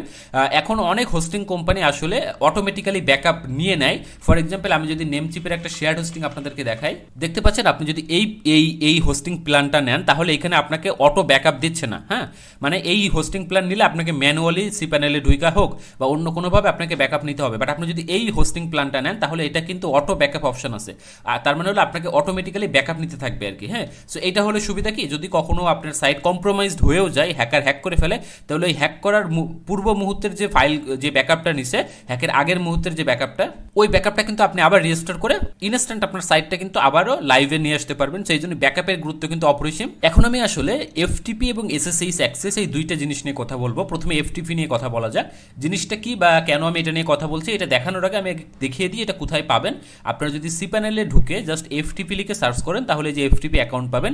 এটা কখন প্রয়োজন হয়, কেন প্রয়োজন হয় আমি আপনাকে বলি। ফর এক্সাম্পল আপনি একজন ডেভেলপারকে আপনার ওয়েবসাইট ডেভেলপ করতে দিবেন, বাট ধরে নেন আপনার সিপ্যানেলে অনেক ওয়েবসাইট আছে, বাট আপনি ধরেন কোন একটি স্পেসিফিক সাইটে তাকে কাজ করার জন্য দিচ্ছেন। এখন যদি আপনি টোটালি সিপ্যানেলের অ্যাক্সেস তাকে দিয়ে দেন, সে কিন্তু আপনার আদার্স ওয়েবসাইটের অ্যাক্সেসও পেয়ে যাচ্ছে। এজন্য আপনি কি করবেন, যখন কোনো ডেভেলপার আপনার কাছে ওয়েবসাইটের অ্যাক্সেস চাবে, আপনি শুধুমাত্র যে সাইটে তাকে কাজ করতে দিচ্ছেন বা যে ডিরেক্টরিতে তাকে কাজ করতে দিচ্ছেন সেই ডিরেক্টরি এখান থেকে সিলেক্ট করে তার জন্য একটা এফটিপি অ্যাকাউন্ট ক্রিয়েট করে সেই এফটিপি অ্যাকাউন্টের ইউজার নেম পাসওয়ার্ড তাকে প্রোভাইড করবেন। তাহলে সে কিন্তু টোটাল, আমি যেমন সি প্যানেলে দেখতে পাচ্ছেন লেফট সাইডে অনেকগুলা ওয়েবসাইট হোস্ট করা আছে, এই কোনো ওয়েবসাইটে সে অ্যাক্সেস পাবে না, সে শুধুমাত্র আপনি তাকে যেটার অ্যাক্সেস দিবেন সেটারই পাবে। যেমনটা আমি একটু দেখিয়ে দিই। প্রথমে আপনি এখানে একটা যে কোনো একটা নাম দিতে পারেন, ফর এক্সাম্পল ডেভেলপার দিয়ে দিলেন। এরপরে আপনি দেখেন এখানে ডোমেন সেট করার অপশন আছে, অর্থাৎ আপনি যে ডোমেনের জন্য অ্যাকচুয়ালি তাকে কাজ দিতে চাচ্ছেন ডেভেলপারকে, সেই ডোমেনটা সিলেক্ট করে দিবেন। এরপরে একটি পাসওয়ার্ড দিয়ে দিবেন। আপনারা এই যে পাসওয়ার্ড জেনারেটর ইউজ করতে পারেন, এটা কপি করে নিয়ে জাস্ট এখানে টিকমার্ক দিলে ইউজ পাসওয়ার্ড দিলে এই পাসওয়ার্ডটা এখানে ইউজ হয়ে যাবে। এইটা হলো মূল কাহিনী আপনার ডিরেক্টরি যেটা। এইখানে আপনি জাস্ট এক্স্যাক্টলি তাকে কোন ফোল্ডারের বা কোন ফাইলের অ্যাক্সেস দিতে চাচ্ছেন সেটা কিন্তু আপনি এখানে উল্লেখ করে দিতে পারবেন। আপনি যদি এই ডেভেলপারটা এখান থেকে কেটে দেন তাহলে এই গিফটান অ্যাপের ভিতরে যা যা আছে সব কিছুর অ্যাক্সেস সে পাবে। আবার আপনি যদি এখানে ডেভেলপার লিখে দেন তাহলে এই গিফটান ডট অ্যাপের ভিতরে ডেভেলপার নামে একটা ডিরেক্টরি তৈরি হবে, সে শুধুমাত্র ওই ডিরেক্টরিটার অ্যাক্সেস পাবে, সে কিন্তু অন্য কোনো কিছু দেখতে পাবে না। সো এইভাবে আপনার যেটা প্রয়োজন, যেভাবে প্রয়োজন সেটা কিন্তু আপনি ম্যানেজ করে আপনার ডেভেলপারকে বা অন্য কাউকে আপনার অ্যাক্সেস দিতে পারেন। আরেকটা জিনিস এখানে আমি এটা দেখানোর কারণ হলো, অনেক ক্ষেত্রে কি হয়, আপনি ধরেন আপনার ওয়েবসাইট এই সিপ্যানেলে একটাই ওয়েবসাইট আছে এবং এই একটা ওয়েবসাইটে আপনি আপনার ডেভেলপারকে দিয়ে কাজ করাতে চাচ্ছেন। তো ডেভেলপার ভালোভাবে আপনার কাজটা করে দিয়েছে, এরপরে আপনি সিপ্যানেলের পাসওয়ার্ডটি চেঞ্জ করে দিয়েছেন। আপনি ভাবতেছেন যে যেহেতু আমি সিপ্যানেলের পাসওয়ার্ড চেঞ্জ করে দিয়েছি, এর মানে হলো ডেভেলপার আপনার অ্যাকাউন্টে বা আপনার হোস্টিংয়ে এখন আর লগ ইন করতে পারবে না। এটা সঠিক, বাট অনেক ডেভেলপার কি করে, লুকিয়ে আপনার এই যে এফটিপি অ্যাকাউন্টের ভিতরে তাদের নিজেদের নামে একটি এফটিপি অ্যাকাউন্ট ক্রিয়েট করে রাখে। এবং যেহেতু এই এফটিপি অ্যাকাউন্টটা সামনে থেকে দেখা যায় না, আপনাকে এটার ভিতরে এসে দেখতে হয়। এই যে দেখেন নিচে দেখেন এফটিপি অ্যাকাউন্টের লিস্ট আছে অনেকগুলা। সো এইরকম যদি দেখেন যে এখানে কোনো আননোন অ্যাকাউন্ট আছে, তাহলে সেটা ডেফিনেটলি আপনি ডিলিট করে দেবেন। এই যে এখানে ডিলিট অপশন আছে। কারণ হলো ডেভেলপার যদি ইচ্ছাকৃতভাবে এইরকম একটা জিনিস রেখে দেয়, তার মানে হলো আপনি যতই সিপিএনএল এর পাসওয়ার্ড চেঞ্জ করেন না কেন, এই শুধুমাত্র আপনার এই এফটিপি অ্যাকাউন্ট দিয়ে কিন্তু সে আপনার হোস্টিংয়ের সকল ফাইল ডাউনলোড করা থেকে শুরু করে ডিলিট করা, মডিফিকেশন করা সব কিছুই করতে পারবে। সেমভাবে এসএসএইচ যে অ্যাক্সেসটা, এখানেও আপনি দেখবেন যে এখানে কোনো পাবলিক বা প্রাইভেট কি তৈরি করা আছে কিনা। আপনি যদি এই যে এসএসএইচ অ্যাক্সেস পেজে ঢুকে ম্যানেজে ক্লিক করেন এখানে, তাহলে আপনি কিন্তু আপনার সমস্ত প্রকার পাবলিক প্রাইভেট কি এখানে পাবেন। এটাও কিন্তু এই সেম এফটিপির মতো গুরুত্বপূর্ণ। দেখবেন এখানে আননোন কোনো কি বা প্রাইভেট বা পাবলিক কি আছে কিনা, থাকলে সেটা রিমুভ করে দিবেন। এরপরে ওয়ার্ডপ্রেসের আরেকটা জিনিস আমি একটু দেখাবো, সেটা হলো রোলস। হ্যাঁ, আমি যদি ইউজার্সে যাই, এখানে দেখতে পাচ্ছেন, এরপরে যদি অল ইউজার্সে যাই, তাহলে আপনি দেখতে পাবেন আপনার সাইটে যত ইউজার্স আছে তাদের একটা লিস্ট দেখতে পাবেন। আপাতত আমার সাইটে একটা ইউজার্স আছে এবং এই ইউজারের রোলটা আপনি সবসময় খেয়াল করবেন অ্যাডমিনিস্ট্রেটর। হ্যাঁ, এখন যদি ডেভেলপার কোনো ক্রমে ধরেন সে নিজে নিজে আপনাকে না জেনে একটা অ্যাডমিনিস্ট্রেটর রোল তৈরি করে রাখছে, এখন এটা যদি আপনি না খেয়াল করেন তাহলে কিন্তু আপনি ঝামেলায় পড়ে যাবেন। ঠিক আছে, কারণ আপনার এই ওয়ার্ডপ্রেসের যে অ্যাডমিন প্যানেল, এখান থেকে কিন্তু আপনার রোলগুলা সেট করে দেওয়া যায়। ফর এক্সাম্পল আমি ধরেন ডেভেলপার, আমি আপনার সাইটে একটা অ্যাডমিনিস্ট্রেটর রোল কিন্তু খুব সহজে ইজিলি অ্যাড করতে পারবো। আমি যদি জাস্ট একটু আপনাদেরকে দেখিয়ে দিই, ফর এক্সাম্পল আমি এখানে আমার ইমেল পাসওয়ার্ড দিয়ে একটা জেনারেট পাসওয়ার্ড করে নিচ্ছি, এখান থেকে এটা কপি করে রাখতেছি আমি, এটা সেন্ড করলাম না। এরপরে আমি যদি এই অ্যাডমিনিস্ট্রেটর অ্যাক্সেস দিয়ে দিই, দেখেন এখানে অনেক টাইপের অ্যাক্সেস আছে। ঠিক আছে, আপনি নর্মালি যারা লগ ইন করে তাদের অ্যাক্সেস হয় সাবস্ক্রাইবার, মানে তারা কোনো অ্যাক্সেস পাবে না অ্যাডমিন প্যানেলের। হ্যাঁ, বাট কেউ যদি ভুলক্রমে অ্যাডমিনিস্ট্রেটর অ্যাক্সেস দিয়ে দেয় এবং এটা যদি অ্যাড ইউজারে ক্লিক করে দেয়, তাহলে কিন্তু খুব সহজে আপনার নতুন একটি ইউজার তৈরি হবে, এই যে দেখতে পাচ্ছেন, এবং তার রোল কিন্তু অ্যাডমিনিস্ট্রেটর। সো মেক শিওর করবেন এখানে আপনি ইভেন এটা আপনি শর্ট আউটও করতে পারেন। এই যে দেখেন ওপরে লেখা আছে অ্যাডমিনিস্ট্রেটরে ক্লিক করে দেখবেন যে কতজন আপনার সাইটে অ্যাডমিন আছে। যদি তাদের আপনি মনে করেন যে না এর এই অ্যাডমিনিস্ট্রেটর অ্যাক্সেস থাকার দরকার নাই, তাহলে সেটা আপনি সিম্পলি ডিলিট করে দিবেন, এখান থেকে যে ডিলিট করে দিবেন। কারণ হলো আপনার রোল কিন্তু আসলে যার যেটা দরকার আপনি তাকে সেটাই দিবেন। ধরেন আপনার ওয়েবসাইটে একজন শুধুমাত্র প্রোডাক্ট আপলোড করে, হ্যাঁ, সো যে শুধুমাত্র প্রোডাক্ট আপলোড করে তার কিন্তু শুধুমাত্র এই যে ই-কমার্স যেটা এবং প্রোডাক্ট পেজ যেটা, মেইনলি প্রোডাক্টস আর কি, এই অপশনটার অ্যাক্সেস থাকলেই হবে। কারণ সে এই যে অ্যাড নিউ প্রোডাক্টে ক্লিক করে নতুন নতুন প্রোডাক্ট কিন্তু সে অ্যাড করতে পারবে, তার কিন্তু আপনার এত অপশন থাকার দরকার নাই। সো সেই ক্ষেত্রে আপনি তার জন্য কি করবেন, তার জন্য আপনি এই যে অ্যাড ইউজারে ক্লিক করবেন, করার পর তাকে আপনি এই যে শপ ম্যানেজার, বা আপনি যদি দেখেন যে শপ ম্যানেজারের ভিতরে এমন কিছু আছে বা নাই যেটা তার আসলে দরকার হবে বা দরকার হবে না, সেই ক্ষেত্রে আপনি কিন্তু এই রোলটাকে আরো কাস্টমাইজ করতে পারেন। আপনি যদি গিয়ে সার্চ করেন ইউজার রোল এডিটর, তাহলে আপনি অনেক প্লাগইনস পাবেন, যেখানে যে প্লাগইনসগুলো আপনি ব্যবহার করে কাস্টম রোলও আপনি কিন্তু ক্রিয়েট করে নিতে পারবেন। সো এইটা হলো আসলে রোলের ব্যাপার স্যাপারগুলো। এখন আমরা আসলে ডেটাবেস টেবিল প্রিফিক্স নিয়ে কথাবার্তা বলবো, কারণ আমি যেমনটা আপনাদেরকে প্রথম দিকে বলছিলাম, ওয়ার্ডপ্রেসের বাই ডিফল্ট আপনার যে login admin panel login URL, সেটা কিন্তু ওই যে wp admin বা wp-login.php, যেটা আমরা কিন্তু শিখেছি যে কিভাবে চেঞ্জ করতে হয়। সেমভাবে আপনার ডেটাবেজের ক্ষেত্রে ওয়ার্ডপ্রেস বাই ডিফল্ট আপনার wp অ্যাড করে আর কি। এই যে আপনি দেখতে পাচ্ছেন যে ফর এক্সাম্পল ওয়ার্ডপ্রেসের কোর যে টেবিলগুলো থাকে, এই যে দেখেন প্রত্যেকটার সামনে কিন্তু wp আছে, হ্যাঁ, এবং এই নামগুলো কিন্তু আপনার কমন, অর্থাৎ এই প্রত্যেকটা আপনার ওয়েবসাইটে, ওয়ার্ডপ্রেস ওয়েবসাইটে কিন্তু আপনার এই ডেটাবেজের যে টেবিলের নেমগুলো, সেগুলো অপশনস, ইউজার্স, এগুলো কিন্তু কখনো চেঞ্জ হয় না। জাস্ট আপনার প্রিফিক্স যেটা, সেই জিনিসটা আপনার বাই ডিফল্ট সেম থাকে, বাট আপনি চাইলে চেঞ্জ করতে পারেন। সো সেটাই আমাদের করতে হবে, এটা হলো বেস্ট প্র্যাকটিস, যে আপনি এই যে প্রিফিক্সগুলা, যেমন এখন দেখতে পাচ্ছেন ww, এই জিনিসগুলো আপনাকে ডেফিনেটলি চেঞ্জ করতে হবে, না হলে আপনার এটা হ্যাকারের পক্ষে অনুমান করা খুবই সহজ যে আপনার ডেটাবেজের কোন টেবিলের নাম আসলে কি, কারণ যেহেতু এটা একটা ওপেন সোর্স প্ল্যাটফর্ম। সো এই ক্ষেত্রে আপনি এটা কিভাবে চেঞ্জ করতে পারেন, এটা যখন আপনি ওয়ার্ডপ্রেস ইনস্টল করেন, ইনস্টল করার সময় আপনি দেখবেন একটা অপশন পাবেন, সেটা হলো টেবিল প্রিফিক্স। অনেকে কি করে, এটা যেমন আছে তেমনই রেখে দেয়। মেক শিওর এটা আপনি চেঞ্জ করবেন। হ্যাঁ, এটা আপনি আপনার মতো করে র্যান্ডম এখানে কিছু দিতে পারেন, যেটাই দিবেন সেটা পরবর্তীতে মনে রাখবেন ওই যে টেবিল নেমের আগে অ্যাড হবে। তো এটা করলে কি হয়, আপনার টেবিল নেমটা কিন্তু তখন ইউনিক হয়ে যায় এবং হ্যাকারের পক্ষে আসলে এটা গেস করা বা খুঁজে বার করাটা কঠিন হয়। এখন আমরা একটি খুবই খুবই গুরুত্বপূর্ণ টপিক নিয়ে কথা বলবো, সেটা হলো সিকিউরিটি হেডার্স। কোনটা স্ক্রিনে দেখতে পাচ্ছেন, আমাদের মোটামুটি 6 থেকে 7 ধরনের খুবই কমন আসলে সিকিউরিটি হেডার্স থাকে, যেগুলো আমাদের ডেফিনেটলি হ্যান্ডেল করতে হবে আমাদের ওয়েবসাইটে। নিয়ে বিস্তারিত বলার আগে প্রথমেই বলে নিই মূলত সিকিউরিটি হেডার্স জিনিসটা কি। ইন শর্টে বললে সিকিউরিটি হেডার্স হলো একটা স্পেশাল টাইপের ইনস্ট্রাকশন, এটা আমাদের ওয়েব সার্ভার প্রতিটি রেসপন্সের সাথে সেন্ড করে এবং ব্রাউজারকে আসলে এটা বোঝায় যে কিভাবে কোনো একটি সাইটকে সিকিউরলি হ্যান্ডেল করতে হবে। একটা উদাহরণ দিই তাহলে জিনিসটা বুঝতে পারবেন। আপনারা এখানে নিচের দিকে একটু আসলে খেয়াল করবেন, এখানে একটি কমেন্টের বক্স আছে, তাই না? খুবই সিম্পল। এখন নর্মালি কমেন্টের বক্স কিন্তু দেওয়া হয় আমরা যখন যে প্লেন কমেন্টগুলো করি প্লেন টেক্সটে সেই কমেন্টের জন্য। বাট যদি আপনার সাইটে প্রপার সিকিউরিটি হেডার না থাকে সেই ক্ষেত্রে মানুষজন কিন্তু চাইলে আপনার এই কমেন্ট যে ফিল্ডটা আছে সেইখান থেকেই কোনো একটি ম্যালেশিয়াস বা খুবই ডেঞ্জারাস স্ক্রিপ্ট কিন্তু রান করাই ফেলতে পারে, এবং যেটার কারণে এই ব্রাউজারে থাকা ধরেন কোনো লগ ইন ইনফরমেশন, কুকিজ আর টোকেন, এই জিনিসগুলো কিন্তু কোনো একজন হ্যাকার খুব সহজে পেয়ে যেতে পারে। ফর এক্সাম্পল দেখতে পাচ্ছেন যে এখানে একটা স্ক্রিপ্ট আছে, যদিও কিন্তু এই কমেন্ট বক্সটা স্ক্রিপ্ট লেখার জন্য না, বাট যদি আপনার সিকিউরিটি হেডার না থাকে তাহলে কিন্তু আসলে ব্রাউজার বুঝতে পারবে না যে কিভাবে এই রিকোয়েস্টটা আমাকে হ্যান্ডেল করতে হবে। তখন কিন্তু এই স্ক্রিপ্টটা যদি ভুলক্রমে সে এক্সিকিউট করে ফেলে, এটা জাস্ট আমি একটা ফর এন এক্সাম্পল স্ক্রিপ্টটা লিখছি, বাট অনেক স্ক্রিপ্ট আছে যেগুলো আসলে খুবই ম্যালেশিয়াস। সো ওইটা যদি এক্সিকিউট হয়ে যায় তাহলে কিন্তু যেমনটা বললাম tokens, log in tokens, cookies, এই জিনিসগুলো কিন্তু হ্যাকার খুব সহজে পেয়ে যাবে। তো এইটা আমরা কিভাবে সলভ করতে পারি? আসলে এক একটা হেডার্সের যেমনটা দেখাচ্ছিলাম 6 থেকে 7 রকম আপনার সিকিউরিটি হেডার্স থাকে, এক একটা সলভের সিস্টেম এক এক রকম। আমি একটা দিয়ে উদাহরণ দিই, বাকিগুলো আমি দেখিয়ে দিব একটু পরেই। ফর এক্সাম্পল আপনি যদি এই জিনিসটা প্রিভেন্ট করতে চান তাহলে আপনাকে এই ব্রাউজারকে বলতে হবে যে শুধুমাত্র এই যে গিফটার্ন ওয়েবসাইট, এই ওয়েবসাইটের যে স্ক্রিপ্ট, সেই স্ক্রিপ্ট ছাড়া কোনো এক্সটার্নাল কোনো স্ক্রিপ্ট আসলে এক্সিকিউট হবে না।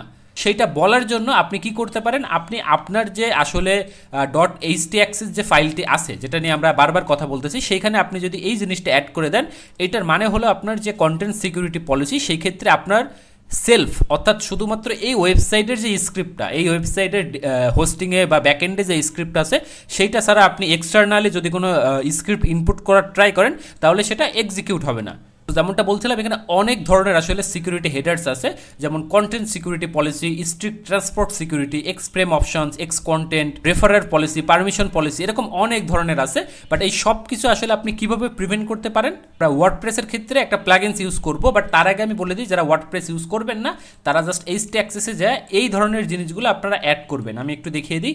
এই যে এখানে দেখেন, আপনারা এখান থেকে পড়লেই বুঝতে পারবেন যে কোনটা কিসের জন্য। এই যে X frame option, referrer policy, permission policy, এই জিনিসগুলো কিন্তু আপনি এইটা যদি অ্যাড করে দেন তাহলে এই টাইপ এই যে এক্সপ্রেম, এই যে জিনিসগুলো দেখতেছেন, এই টাইপের সিকিউরিটি রিস্কগুলো কিন্তু আপনার প্রিভেন্ট হয়ে যাবে। ডেফিনেটলি আপনাদের কাস্টম সাইট হলে এই জিনিসগুলো আপনারা htaccess-এ অ্যাড করে নেবেন। ইভেন ওয়ার্ডপ্রেস হলেও আপনারা ম্যানুয়ালি এটা অ্যাড করে দিতে পারেন। আর যদি চান আপনারা একটা প্লাগইনস ইউজ করতে পারেন, সেটা আমি একটু দেখিয়ে দিচ্ছি। ওয়ার্ডপ্রেসের ক্ষেত্রে আপনি যদি প্লাগইন সেকশনে যান, অ্যাড প্লাগইনসে ক্লিক করেন, এরপর যদি সার্চ করেন আপনি সিকিউরিটি হেডার্স, তাহলে যদিও আমরা এই যে সলিড সিকিউরিটি প্লাগইনসটা ইউজ করে কিন্তু অনেক ধরনের আপনার সিকিউরিটি হেডার্সের প্রবলেম ফিক্স করে ফেলছে, বাট এরপরও আপনারা যদি 100% নিশ্চিত হইতে চান, সব ধরনের হেডার যদি আপনারা প্রিভেন্ট করতে চান, যদিও আমরা সাইটে যখন স্ক্যান করবো তখন দেখতে পারবো যে কোনো ধরনের সিকিউরিটি হেডার মিসিং আছে কিনা, সেই ক্ষেত্রে আমার সাজেশন হলো আপনারা এই প্লাগইনসটা ইউজ করতে পারেন। ক্লিক করতেছি। এরপরে যদি আপনারা এই সেটিংসের আন্ডারে আসেন তাহলে দেখতে পাবেন এই যে header security advance and HSTSWP একটা অপশন পাবেন। জাস্ট সিম্পলি এটা আপনার ইনস্টল করার সাথে সাথে এখানে তেমন কোনো কাজ থাকে না, এই সিস্টেমটা অটোমেটিক্যালি কিন্তু আপনার যত প্রকার জিনিস ছিল সেগুলো রিসলভ করে দেয়। পরে আপনি জাস্ট এখানে আসার পরে এখান থেকে আপনি এই যে এই জিনিসগুলো টিকমার্ক দিয়ে দিতে পারেন, মানে যদি কোনো ডুপ্লিকেট হেডার্স থাকে অলরেডি আপনি যদি অ্যাড করে রাখেন সেগুলো ডিসেবল করে দিবে। আর বাদ বাকি জিনিস এখানে আপনার তেমন আসলে কোনো কাজ নাই। এরপরে আমরা যেটা নিয়ে কথা বলবো সেটা হলো ক্রস সাইট রিকোয়েস্ট ফরগ্রি, অর্থাৎ CSRF টোকেন যেটাকে বলা হয়। এটা খুবই গুরুত্বপূর্ণ একটা জিনিস। এই সমস্যাটা আসলে আপনার ওয়ার্ডপ্রেসে নাই, এটা ওয়ার্ডপ্রেসে আপনার এরকম ফিক্স করারও দরকার নাই। ম্যানুয়াল যে সাইটগুলো থাকে কাস্টম সাইট, সেইখানে আপনার হইতে পারে। আপনি যখন কোনো একটা কাস্টম সাইটে ফর্ম তৈরি করেন, ফর এক্সাম্পল এই ফর্মটা আমি তৈরি করতেছি, সো এই ফর্মে কিন্তু আপনাকে অবশ্যই CSRF টোকেন ইনক্লুড করতে হয়। এখন যেমন লারাভেল ফ্রেমওয়ার্ক বা এরকম যারা অ্যাডভান্স ফ্রেমওয়ার্ক আছে, এখানে আপনি যদি ইনক্লুড না করেন তাহলে ফর্ম সেন্ডই হবে না আর কি। এত একটা হাই লেভেলের রিস্ক, তাহলে চিন্তা করেন যে আপনার কাস্টম সাইট হলেও আপনার ওই ফর্ম সেন্ডই হবে না আপনি যদি CSRF টোকেন অ্যাড না করেন। এটা আসলে জিনিসটাকে আমি একটু ব্যাখ্যা করি। ফর এক্সাম্পল আপনার এই যে ই-কমার্স ওয়েবসাইটটা ধরে নিলাম, এখানে আপনার এই যে চেক আউট যে মানুষ করে এই ফিল্ডটাতে এটা একটা অন কাইন্ড অফ ফর্ম, এই ফর্মে আপনার CSRF টোকেন নাই, আমি ধরে নিচ্ছি জাস্ট। এখন এই ক্ষেত্রে আপনার কি হয় দেখেন, ধরেন আপনার ওয়েবসাইটে এটা এমন একটা ই-কমার্স ওয়েবসাইট যেখানে প্রোডাক্ট কিনতে হলে লগ ইন করতে হয়। সো কোনো একজন ইউজার ধরেন এই আপনার ওয়েবসাইটে অলরেডি লগ ইন করা আছে, ঠিক আছে। এরপরে সে অন্য যে কোনো ওয়েবসাইট ভিজিট করতে পারে, কারণ সে তার ব্রাউজারে তো শুধুমাত্র আপনার ওয়েবসাইট ভিজিট করবে, বিষয়টা এমন না। লগ ইন হয়ে আছে এবং সে লগ আউট করে নাই, ঠিক আছে। এবার ধরেন আপনার সে অন্য আরেকটা ওয়েবসাইটে গেছে, ফর এক্সাম্পল ধরেন এই ওয়েবসাইটে গেছে। এখন এই ওয়েবসাইটে ধরেন হ্যাকার এমন একটি বাটন রাখছে বা এমন একটি ধরেন অপশন রাখছে যেটা আপনি জানেন না যে এই অপশনে ক্লিক করলে কি হবে। আপনি ভুলবশত ধরেন ওই অপশনটাতে ক্লিক করলেন, বাট হ্যাকার কি করছে, ধরেন কোনো একটা ইমেজ রাখছে, সেই ইমেজে ক্লিক করলে সে দেখা গেল তার পিছনে এরকম একটি লিঙ্ক সেট করে রাখছে। এই ক্ষেত্রে কি হবে দেখেন, এই লিঙ্কটা আপনার ওই গিফটার্ন ওয়েবসাইটে যাচ্ছে, আমাদের গিফটার্ন অ্যাপ যে working.giftarn অ্যাপ ওয়েবসাইটটাতে, তারপর সরাসরি চেকআউট পেজে যাচ্ছে, প্রোডাক্টটা নিচ্ছে, নেওয়ার পরে কিন্তু সে সরাসরি পারচেস করে ফেলতেছে। কারণ কি, কারণ কিন্তু সে অলরেডি লগ ইন হয়ে আছে এই ওয়েবসাইটে, এবং যেহেতু সে লগ ইন হয়ে আছে তার মানে হলো যদিও সে এইখান থেকে এই যে প্লেস অর্ডারে ক্লিক করে নাই, কিন্তু যেহেতু CSRF টোকেন নাই সেই ক্ষেত্রে কোনো টোকেন ক্রিয়েট হয় নাই। এই কারণে আপনার এই গিফটার্ন মনে করতেছে যে হয়তোবা সে আমাদের এই গিফটার্নের ওয়েবসাইট থেকেই পারচেসটা করছে। এই সমস্যাটা আসলে হইতে পারে আপনার। সেই ক্ষেত্রে ডেফিনেটলি আপনার খেয়াল রাখবেন, ম্যানুয়াল যে সাইটগুলো হয়, কাস্টম সাইটগুলো, এখানে আপনি অবশ্যই CSRF টোকেন রাখবেন। এটা খুবই ম্যান্ডেটরি একটা জিনিস। এটা কিভাবে রাখা যায়, এটা আপনি জাস্ট আপনার যে সার্ভার সাইট, সেই সার্ভার সাইটে কিন্তু আপনি প্রথমে একটা টোকেন জেনারেট করতে পারেন। এরকম এই যে দেখেন CSRF টোকেন, যে টোকেনটা জেনারেট করলেন সেটা আপনি আপনার ফর্ম যেটা, সেই ফর্মে অ্যাড করবেন। ফর এক্সাম্পল এটা হলো আপনার ফর্ম, এই ফর্মে দেখেন আমি ওই যে সেশনটা কিন্তু এখানে অ্যাড করতেছি। এরপর যখন আপনি ভ্যালিডেট করবেন তখন কিন্তু আপনি এইভাবে এই যে ভ্যালিডেট করতে পারেন। এই জিনিসটা এখন আসলে অনেক যে ফ্রেমওয়ার্কগুলো আছে সেখানে বাই ডিফল্ট থাকেই আর কি, ঠিক আছে। এটা নিয়ে আপনার টেনশন করার দরকার নাই, বাট আপনি একটা চেক করে নেবেন, দ্যাটস ইট। এরপরে আমি যেটা নিয়ে কথা বলবো সেটা হলো SQL ইনজেকশন বা SQLI কনসেপ্টটা কিরকম আমি একটু দেখাই। আমি মেইনলি লগ ইন পেজ থেকে দেখাই, তাহলে বিষয়টা সুবিধা হবে।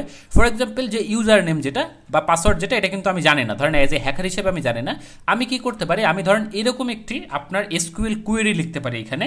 এই SQL কোয়েরিটা কি, আমি জাস্ট এটা একটু নোটপ্যাডে আনি, তাহলে আপনাদের বুঝতে সুবিধা হবে জিনিসটা। এই SQL কোয়েরিটা হলো আমরা যখন ডেটাবেজে কোনো কিছু সার্চ করি তখন আমরা এরকম কোয়েরি দিয়ে সার্চ করতে পারি। এখানে আমরা একটা কন্ডিশন দিয়ে দিচ্ছি দেখেন, এবং এই কন্ডিশনটা সবসময় ট্রু হবে। কেন ট্রু হবে, আমরা লিখছি যে সিলেক্ট অল ফ্রম ইউজার্স, যেমনটা আমি বলছিলাম হ্যাকার কিন্তু গেস করে নিচ্ছে যে আমাদের ডেটাবেজে ইউজার্স নামে একটি টেবিল আছে। এই কারণেই কিন্তু আমি বলছিলাম ওই যে ওয়ার্ডপ্রেসের ক্ষেত্রে টেবিল প্রিফিক্স যেটা, এটা আপনি চেঞ্জ করে ফেলবেন। যদি আপনি ওটা চেঞ্জ করেন তাহলে কিন্তু এটা ইউজারের যে গেসটা, সেই গেসিংটা কিন্তু মিলবে না। বাট অনেক কাস্টমার ওয়েবসাইট আছে যেখানে আমরা দেখি কোনো প্রিফিক্স থাকে না, সরাসরি ইউজার্স বসিয়ে রাখে তারা টেবিলের নামে। এটা আসলে করাটা মানে রিকমেন্ডেড না। আমি মূল কথায় আসি, ধরে নেন আপনার ওয়েবসাইটে ইউজার্স নামে একটা টেবিল আসলেই আছে, তো তখন কি হবে দেখেন, হ্যাকারের আসলে এখানে প্ল্যানটা দেখেন।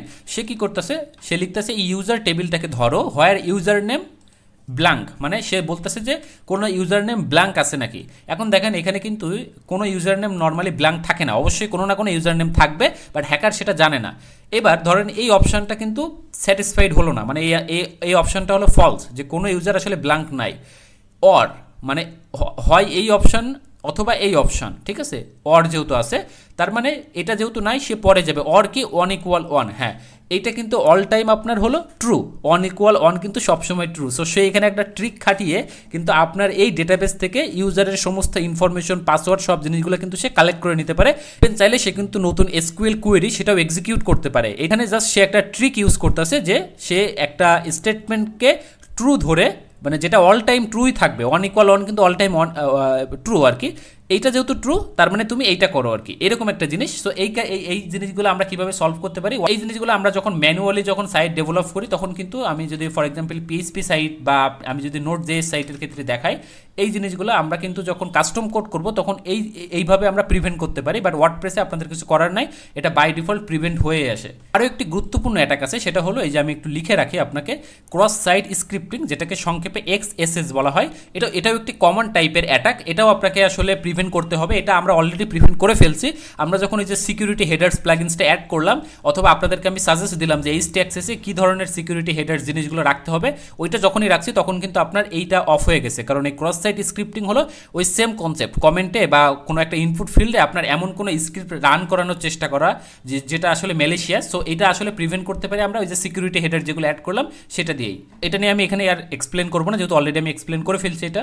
এখন আমরা আরও একটি ইন্টারেস্টিং জিনিস শিখবো, সেটা হলো আমাদের যে ওয়ার্ডপ্রেস ওয়েবসাইটগুলো হয় বা যে কোনো টাইপের ওয়েবসাইট, সেই ওয়েবসাইটগুলোর কিন্তু টেকনোলজি, থিমস, প্লাগইনস এগুলো আসলে অনেক সময় এক্সপোজড করা থাকে। মানে ফর এক্সাম্পল আমরা যদি আমাদের ওয়েবসাইটের এই এক্সটেনশনটাতে যদি আমি ক্লিক করি তাহলে আপনি দেখতে পাচ্ছেন আমাদের ওয়েবসাইটের CMS কি, তারপরে আপনার কি কি প্লাগইনস ইউজ করা আছে, ই-কমার্স ইউজ করা আছে, তারপরে এই যে আরও যদি নিচে আসবেন সব আপনি কিন্তু ডিটেলস দেখতে পাচ্ছেন, টেকনোলজি ডিটেলস যেটাকে বলে, যে দেখেন আমাদের কি কি প্লাগইনস ইনস্টল করা আছে, প্রত্যেকটা প্লাগইনসের নাম কিন্তু এখানে দেখা যাচ্ছে। এটা কোনো আসলে হাই রিস্ক এরকম বিষয়টা না, বাট তারপরেও আপনি চেষ্টা করবেন যতটুকু সম্ভব এই জিনিসগুলোকে হাইড করতে, যে আপনার ওয়েবসাইটে কি প্লাগইনস আছে, কি থিমস আছে। সো এই জিনিসগুলো আসলে কিভাবে হাইড করা যায় ওয়ার্ডপ্রেসের ক্ষেত্রে বিশেষ করে, সেটা আমি দেখাবো। তার আগে আমি দেখিয়ে দিই আপনারা নিজেরা এই আমি তো এক্সটেনশন দিয়ে দেখলাম, এক্সটেনশন ছাড়াও আপনি এটা চেক করতে পারেন। আপনি যদি ওয়ার্ডপ্রেস থিম ডিটেক্টর লিখে সার্চ করেন, আমাদেরও এমনিতে একটা টুলস আছে, আপনি যদি লিখেন ওয়ার্ডপ্রেস থিম ডিটেক্টর বাই গিফটার্ন, তাহলেও আপনি সেই টুলসটা পাবেন। এই যেটাতে ক্লিক করলে আপনার এরকম একটি টুলস আসবে, এখানে আপনি যদি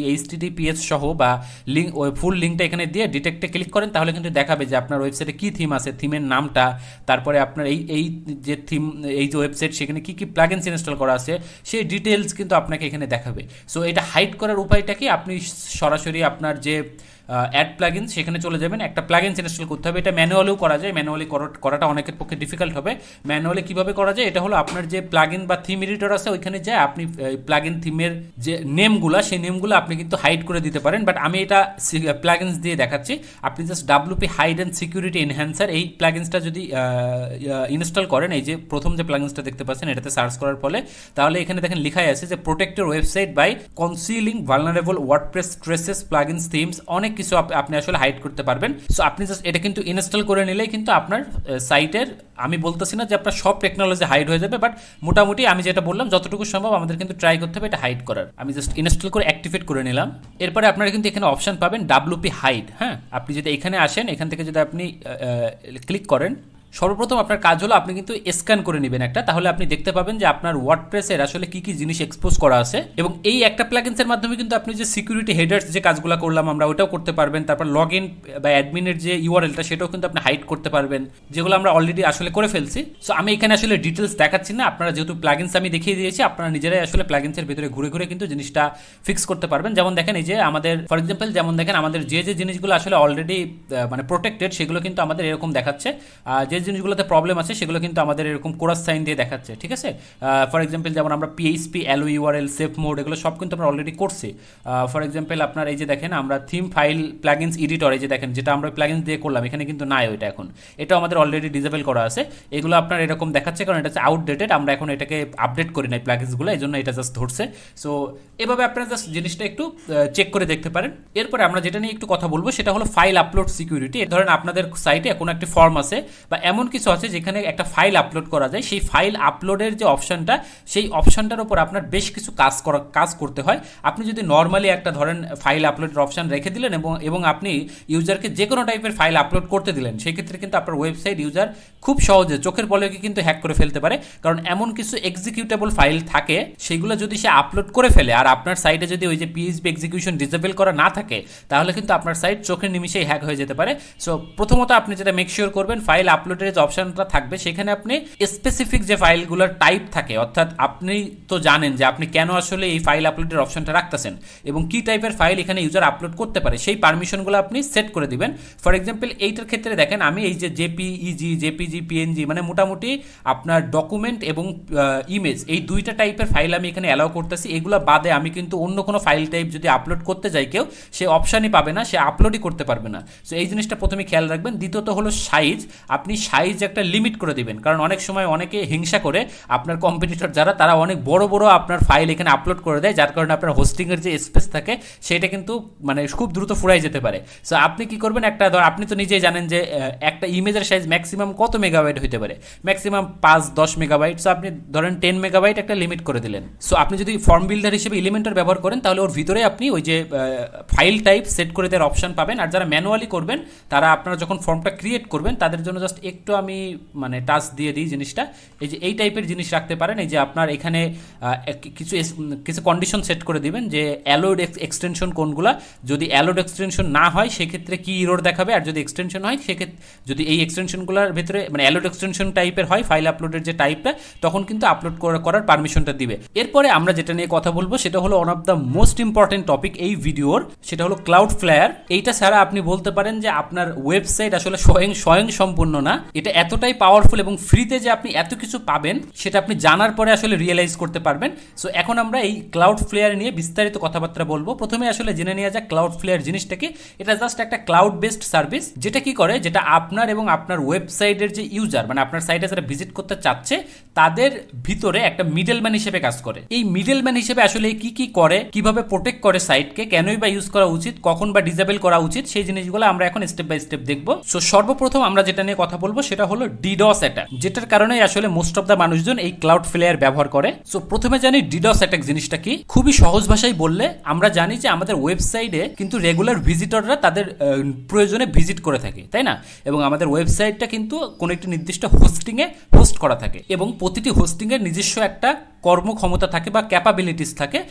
আপনি যে হোস্টিংটা কিনেছেন সেটারও একটা ক্যাপাবিলিটিস আছে, যে সে লেটসে তার ব্যান্ডউইথ কত হবে, সে লেটসে পার সেকেন্ডে কতটি ইউজারকে নিতে পারবে, কতটা ইউজার রিকোয়েস্টের লোড সে সহ্য করতে পারে, এরকম একটা জিনিস থাকে। সো এখন আপনার ডিডস অ্যাটাকে আসলে মূলত কি হয়, এটা আপনার কোনো হ্যাকিং না, মানে এইটা দিয়ে আপনার ওয়েবসাইট আসলে কেউ হ্যাক করতে পারবে না, হ্যাকার, বাট এইটা দিয়ে আপনার ওয়েবসাইটকে ডাউন করে দেওয়া যেতে পারে। ডাউন বলতে কি হয়, ধরেন এই স্ক্রিনে একটা পিকচার আপনি দেখতে পাচ্ছেন, এটা খেয়াল করেন।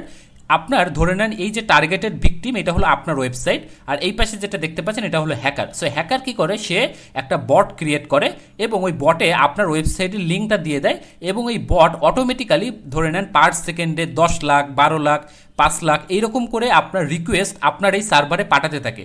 যেহেতু বট থেকে রিকোয়েস্টগুলো যাচ্ছে এবং আপনার এই সার্ভার বা ওয়েবসাইট ধরে নেন যে এখন পর্যন্ত আপনি সিকিউর করেন নাই, সো আপনার ওয়েবসাইট আসলে বুঝতে পারে না যে এই যে রিকোয়েস্টগুলো আসতেছে এগুলো কি বট থেকে আসতেছে নাকি রিয়েল ইউজার থেকে আসতেছে, কারণ আপনার ওয়েবসাইটে তো নিয়মিত রিয়েল ইউজাররাও ভিজিট করে, তাই না? সো তখন সমস্যাটা কি হয়, যেহেতু বুঝতে পারে না, আপনি ওইরকম কোনো মেকানিজম এখনো সেট করেন নাই, যেটা আমরা পরবর্তীতে করব। সো বুঝতে না পারার কারণে সে ওই বটের রিকোয়েস্টগুলোকে রিয়েল রিকোয়েস্ট ভাবতে শুরু করে এবং সে এই রিকোয়েস্টগুলো নেওয়ার ট্রাই করে। এখন একসাথে যখন এরকম 2 লাখ 3 লাখ রিকোয়েস্ট সেন্ড হয়, তখন যেহেতু বললাম আপনার হোস্টিংয়ের একটা ক্যাপাবিলিটিস আছে, ওই যে অ্যাবিলিটিটা তখন ব্রেক করে, অর্থাৎ আপনার হোস্টিংয়ের এই এত পরিমাণ লোড আসলে একসাথে নেওয়ার সামর্থ্য নাই। তখন কি হয় যে এই রিয়েল যারা ইউজার তারাও আপনার ওয়েবসাইটে ঢুকতে পারে না, কারণ আপনার ওয়েবসাইট অলরেডি ডাউন হয়ে থাকে।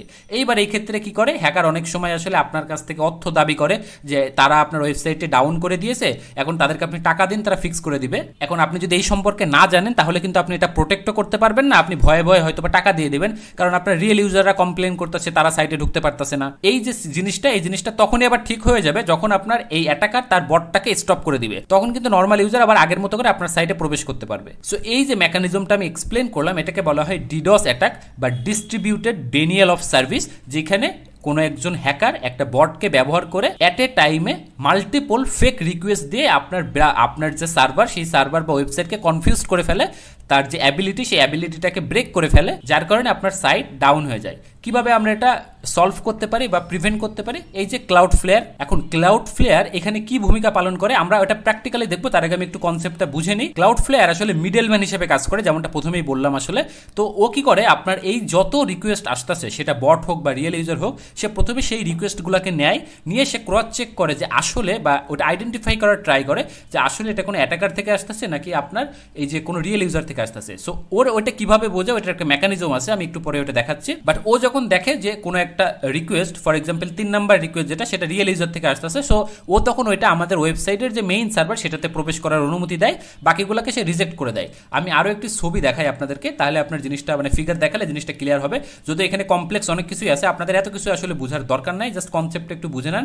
ফর এক্সাম্পল এখানে দেখেন আমাদের কিছু রিয়েল ইউজার আছে, এই যে ক্লায়েন্ট যেগুলো লিখে, এগুলো হচ্ছে রিয়েল ইউজার, আর নিচে হলো অ্যাটাকার, ঠিক আছে? সো রিয়েল ইউজাররা যখন আমাদেরকে, মানে আমাদের যে সার্ভার আছে ডিরেক্ট সার্ভার রিটার্ন যেটা, সো এই সার্ভারে যখন আমাদেরকে একটা রিকোয়েস্ট দিচ্ছে, তখন দেখেন সেটা সরাসরি সার্ভারে না এসে মাঝখানে দেখেন ক্লাউডফ্লেয়ার নেটওয়ার্ক ডেটা সেন্টার যেটা, এইটার থ্রুতে কিছু মেকানিজমের মাধ্যমে যাচ্ছে এবং এইখানে দেখেন কিছু জিনিস চেক হচ্ছে, যেমন HTTP, reverse proxy, advance TCP protection, DNS protection, এরপরে লাস্টে গিয়ে আপনার যে ফায়ারওয়াল আছে, ফায়ারওয়াল জিনিসটা কি, যদি সংক্ষেপে বলি, এটাকে আপনি একটা আপনার ধরেন বাসায় যেমন গেট থাকে ওই রকম আপনি গেট ধরে নিতে পারেন, বাট এই গেটে মানে ফায়ারওয়ালে কিছু রুলস থাকে, সেই প্রি ডিফাইন করে দেওয়া থাকে। ওই রুলসগুলোর উপর বেস্ট করে ও ডিসিশন নেয় যে কোন রিকোয়েস্টের জন্য আমি গেটটা খুলবো আর কোন রিকোয়েস্টের জন্য আমি গেটটা না খুলে লক করে রাখবো। এরকম আরও কিছু মেকানিজম আছে, আমি আসলে সহজ ভাষায় আপনাদেরকে বোঝানোর ট্রাই করতেছি। সো কাহিনীটা যেটা ঘটে সেটা হলো, যখন কোনো অ্যাটাকার আসলে ওই সেমভাবে ওরকম রিকোয়েস্ট দেয়, তখন আমাদের যে ডিডস ম্যানেজড রুলস থাকে লোকালে সেট করা, সেইগুলোর কারণে কিন্তু আপনার এই যে অ্যাটাকের যে রিকোয়েস্ট সেটা কিন্তু আমাদের সার্ভার পর্যন্ত পৌঁছায় না, ওয়েবসাইটের সার্ভার পর্যন্ত, যার কারণে আমাদের ওয়েবসাইটে কিন্তু কোনো লোড আসে না। যে লোডটা আসে সেটা হলো ক্লাউডফ্লেয়ারের উপর আসে, এবং এইটা মিটিগেট করার আসলে অনেক মেকানিজম আছে। আপনার এটা মেশিন লার্নিং, অ্যাডাপটিভ প্রোফাইলিং, আপনার বটনেট ট্র্যাকিং, এগুলো অনেক কিছু আছে। আসলে এই এত কমপ্লেক্স আমি যাচ্ছি না এই টপিকটাতে। সো মোটামুটি ক্লাউডফ্লেয়ারের মাধ্যমে আমরা এই ডিডস অ্যাটাকটা প্রিভেন্ট করতে পারি। কিভাবে আসলে করতে হয় এখন আমরা প্র্যাকটিক্যালি জিনিসটা দেখব। প্রথমে আপনারা যদি অনলাইনে সার্চ করেন ক্লাউডফ্লেয়ার এটা লিখে, তাহলে প্রথমে আপনি cloudflare.com এর ওয়েবসাইটটা পাবেন। জাস্ট ক্লিক করুন, এরপরে লগ ইন বাটনে ক্লিক করবেন। সিম্পলি আপনি আপনার যে কোনো একটা জিমেল দিয়ে এটাকে আসলে লগ ইন হয়ে নেবেন। এখন কিন্তু আমি আমার অ্যাকাউন্ট সেটআপে চলে যাচ্ছি।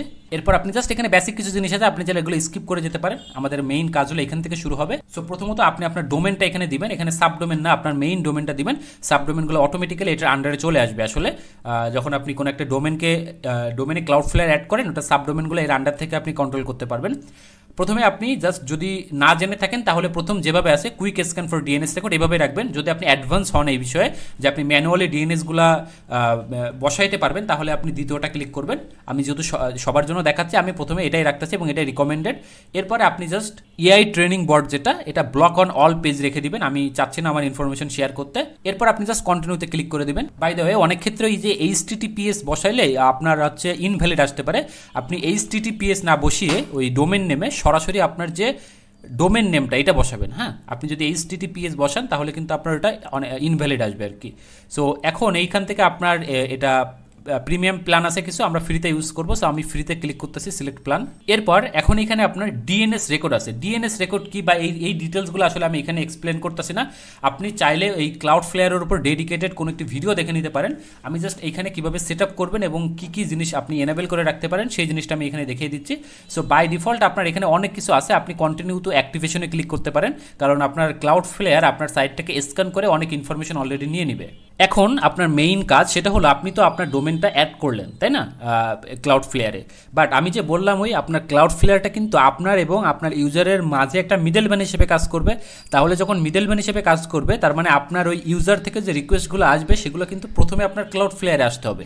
এটা আপনার আসার জন্য আপনার যে ডোমেন, সেই ডোমেনের নেম সার্ভারটা চেঞ্জ করতে হবে। দেখেন আপনার 3 নম্বর ইনস্ট্রাকশনে কিন্তু বলেই দিয়েছে নেম সার্ভারটা চেঞ্জ করতে হবে। এইটার জন্য আপনি চাইলে নিজেও করতে পারেন, অথবা আপনি যদি আপনার ডোমেন প্রোভাইডার মানে যার কাছ থেকে আপনি ডোমেন কিনেছেন তাকে যদি বলেন যে ভাই আমার এই যে এই দুইটা জিনিস কপি করে নেবেন, এই যে দেখেন আপনার ক্ষেত্রে এটা আলাদা থাকতে পারে, এই দুইটা জিনিস আপনি যদি কপি করে বলেন যে ভাই আমার ডোমেন নেম সার্ভারে এই দুইটা জিনিস বসাই দেন, সে বসাই দিতে পারে। অথবা আমি দেখিয়ে দিচ্ছি আপনি নিজেও এটা কীভাবে করতে পারেন। আপনি যেখান থেকে ডোমেনটি কিনেছেন সেখানে প্রবেশ করবেন, সেই প্যানেলটাতে প্রবেশ করার পর আপনার ডোমেনের পাশে দেখবেন এরকম একটা অপশন থাকবে যে ম্যানেজ নেম সার্ভার, এরকম 3 ডটে ক্লিক করলে এক একজনের এক এক রকম অপশন আসতে পারে।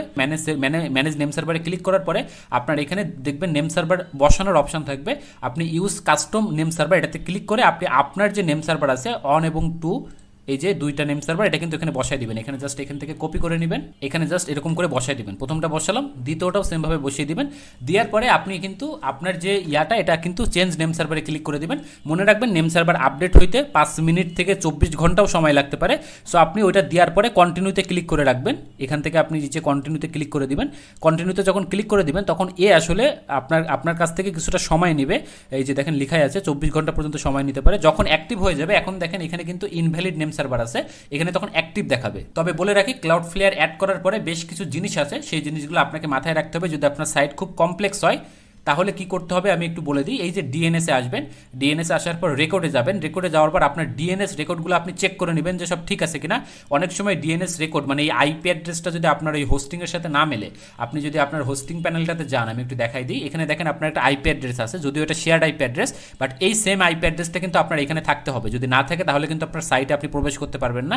এই প্রকার কোনো সমস্যা হলে আপনি হোস্টিং প্রোভাইডারের সাথে কথা বলবেন। এখন কিন্তু আর ডোমেন প্রোভাইডারের সাথে কথা বললে হবে না, হোস্টিং প্রোভাইডারের সাথে কথা বলবেন, কারণ অলরেডি নেম সার্ভার যখন চেঞ্জ হয়ে যাবে ডোমেনের সাথে আপনার কোনো সম্পর্ক নাই। সো হোস্টিং প্রোভাইডারের সাথে কথা বলে তারা কিন্তু তাদেরকে মেনশন করবেন যে আপনার সাইট ক্লাউডফ্লেয়ারের সাথে অ্যাড আছে, তখন আপনারা তারা আপনার ক্লাউডফ্লেয়ারের অ্যাক্সেস চাইতে পারে, অ্যাক্সেস যদি দিয়ে দেন তারা নিজেরা এটা সলভ করে দিবে হোয়াট এভার। সো এটা আসলে অ্যাক্টিভ হইতে হইতে আমি বাকি জিনিসগুলো আপনাদেরকে দেখিয়ে দিই। প্রথম যেটা সেটা হলো আপনি ওভারভিউ সেকশনটাতে আসবেন। এখানে আসার পরে আপনি যে জিনিসটা খেয়াল করবেন সেটা হলো এখানে দেখেন লেখা আছে কুইক অ্যাকশনস। বাই ডিফল্ট এটা ডিসেবল থাকবে এবং এটা আপনি ডিসেবল রাখবেন। হ্যাঁ, কিন্তু যখন আপনার ওয়েবসাইটে কোনো ডিডস অ্যাটাক পড়বে, একটু আগে যেটা আমি মেনশন করলাম, তখন আপনি এটা এনেবল করে দিবেন। যখনই এনেবল করে দিবেন তখন কিন্তু আপনার নতুন করে যেসব ভিজিটর ঢুকতে যাবে তারা যদি সাসপিশিয়াস হয় তাহলে কিন্তু আপনার এই ক্লাউডফ্লেয়ার থেকে প্রথমে এরকম একটা ইন্টারফেস আসবে। এইখানে দেখেন এই যে ভেরিফাই ইউ আর হিউম্যান, এটাকে ভেরিফাই করে তারপর আপনার সাইটে প্রবেশ করতে হবে।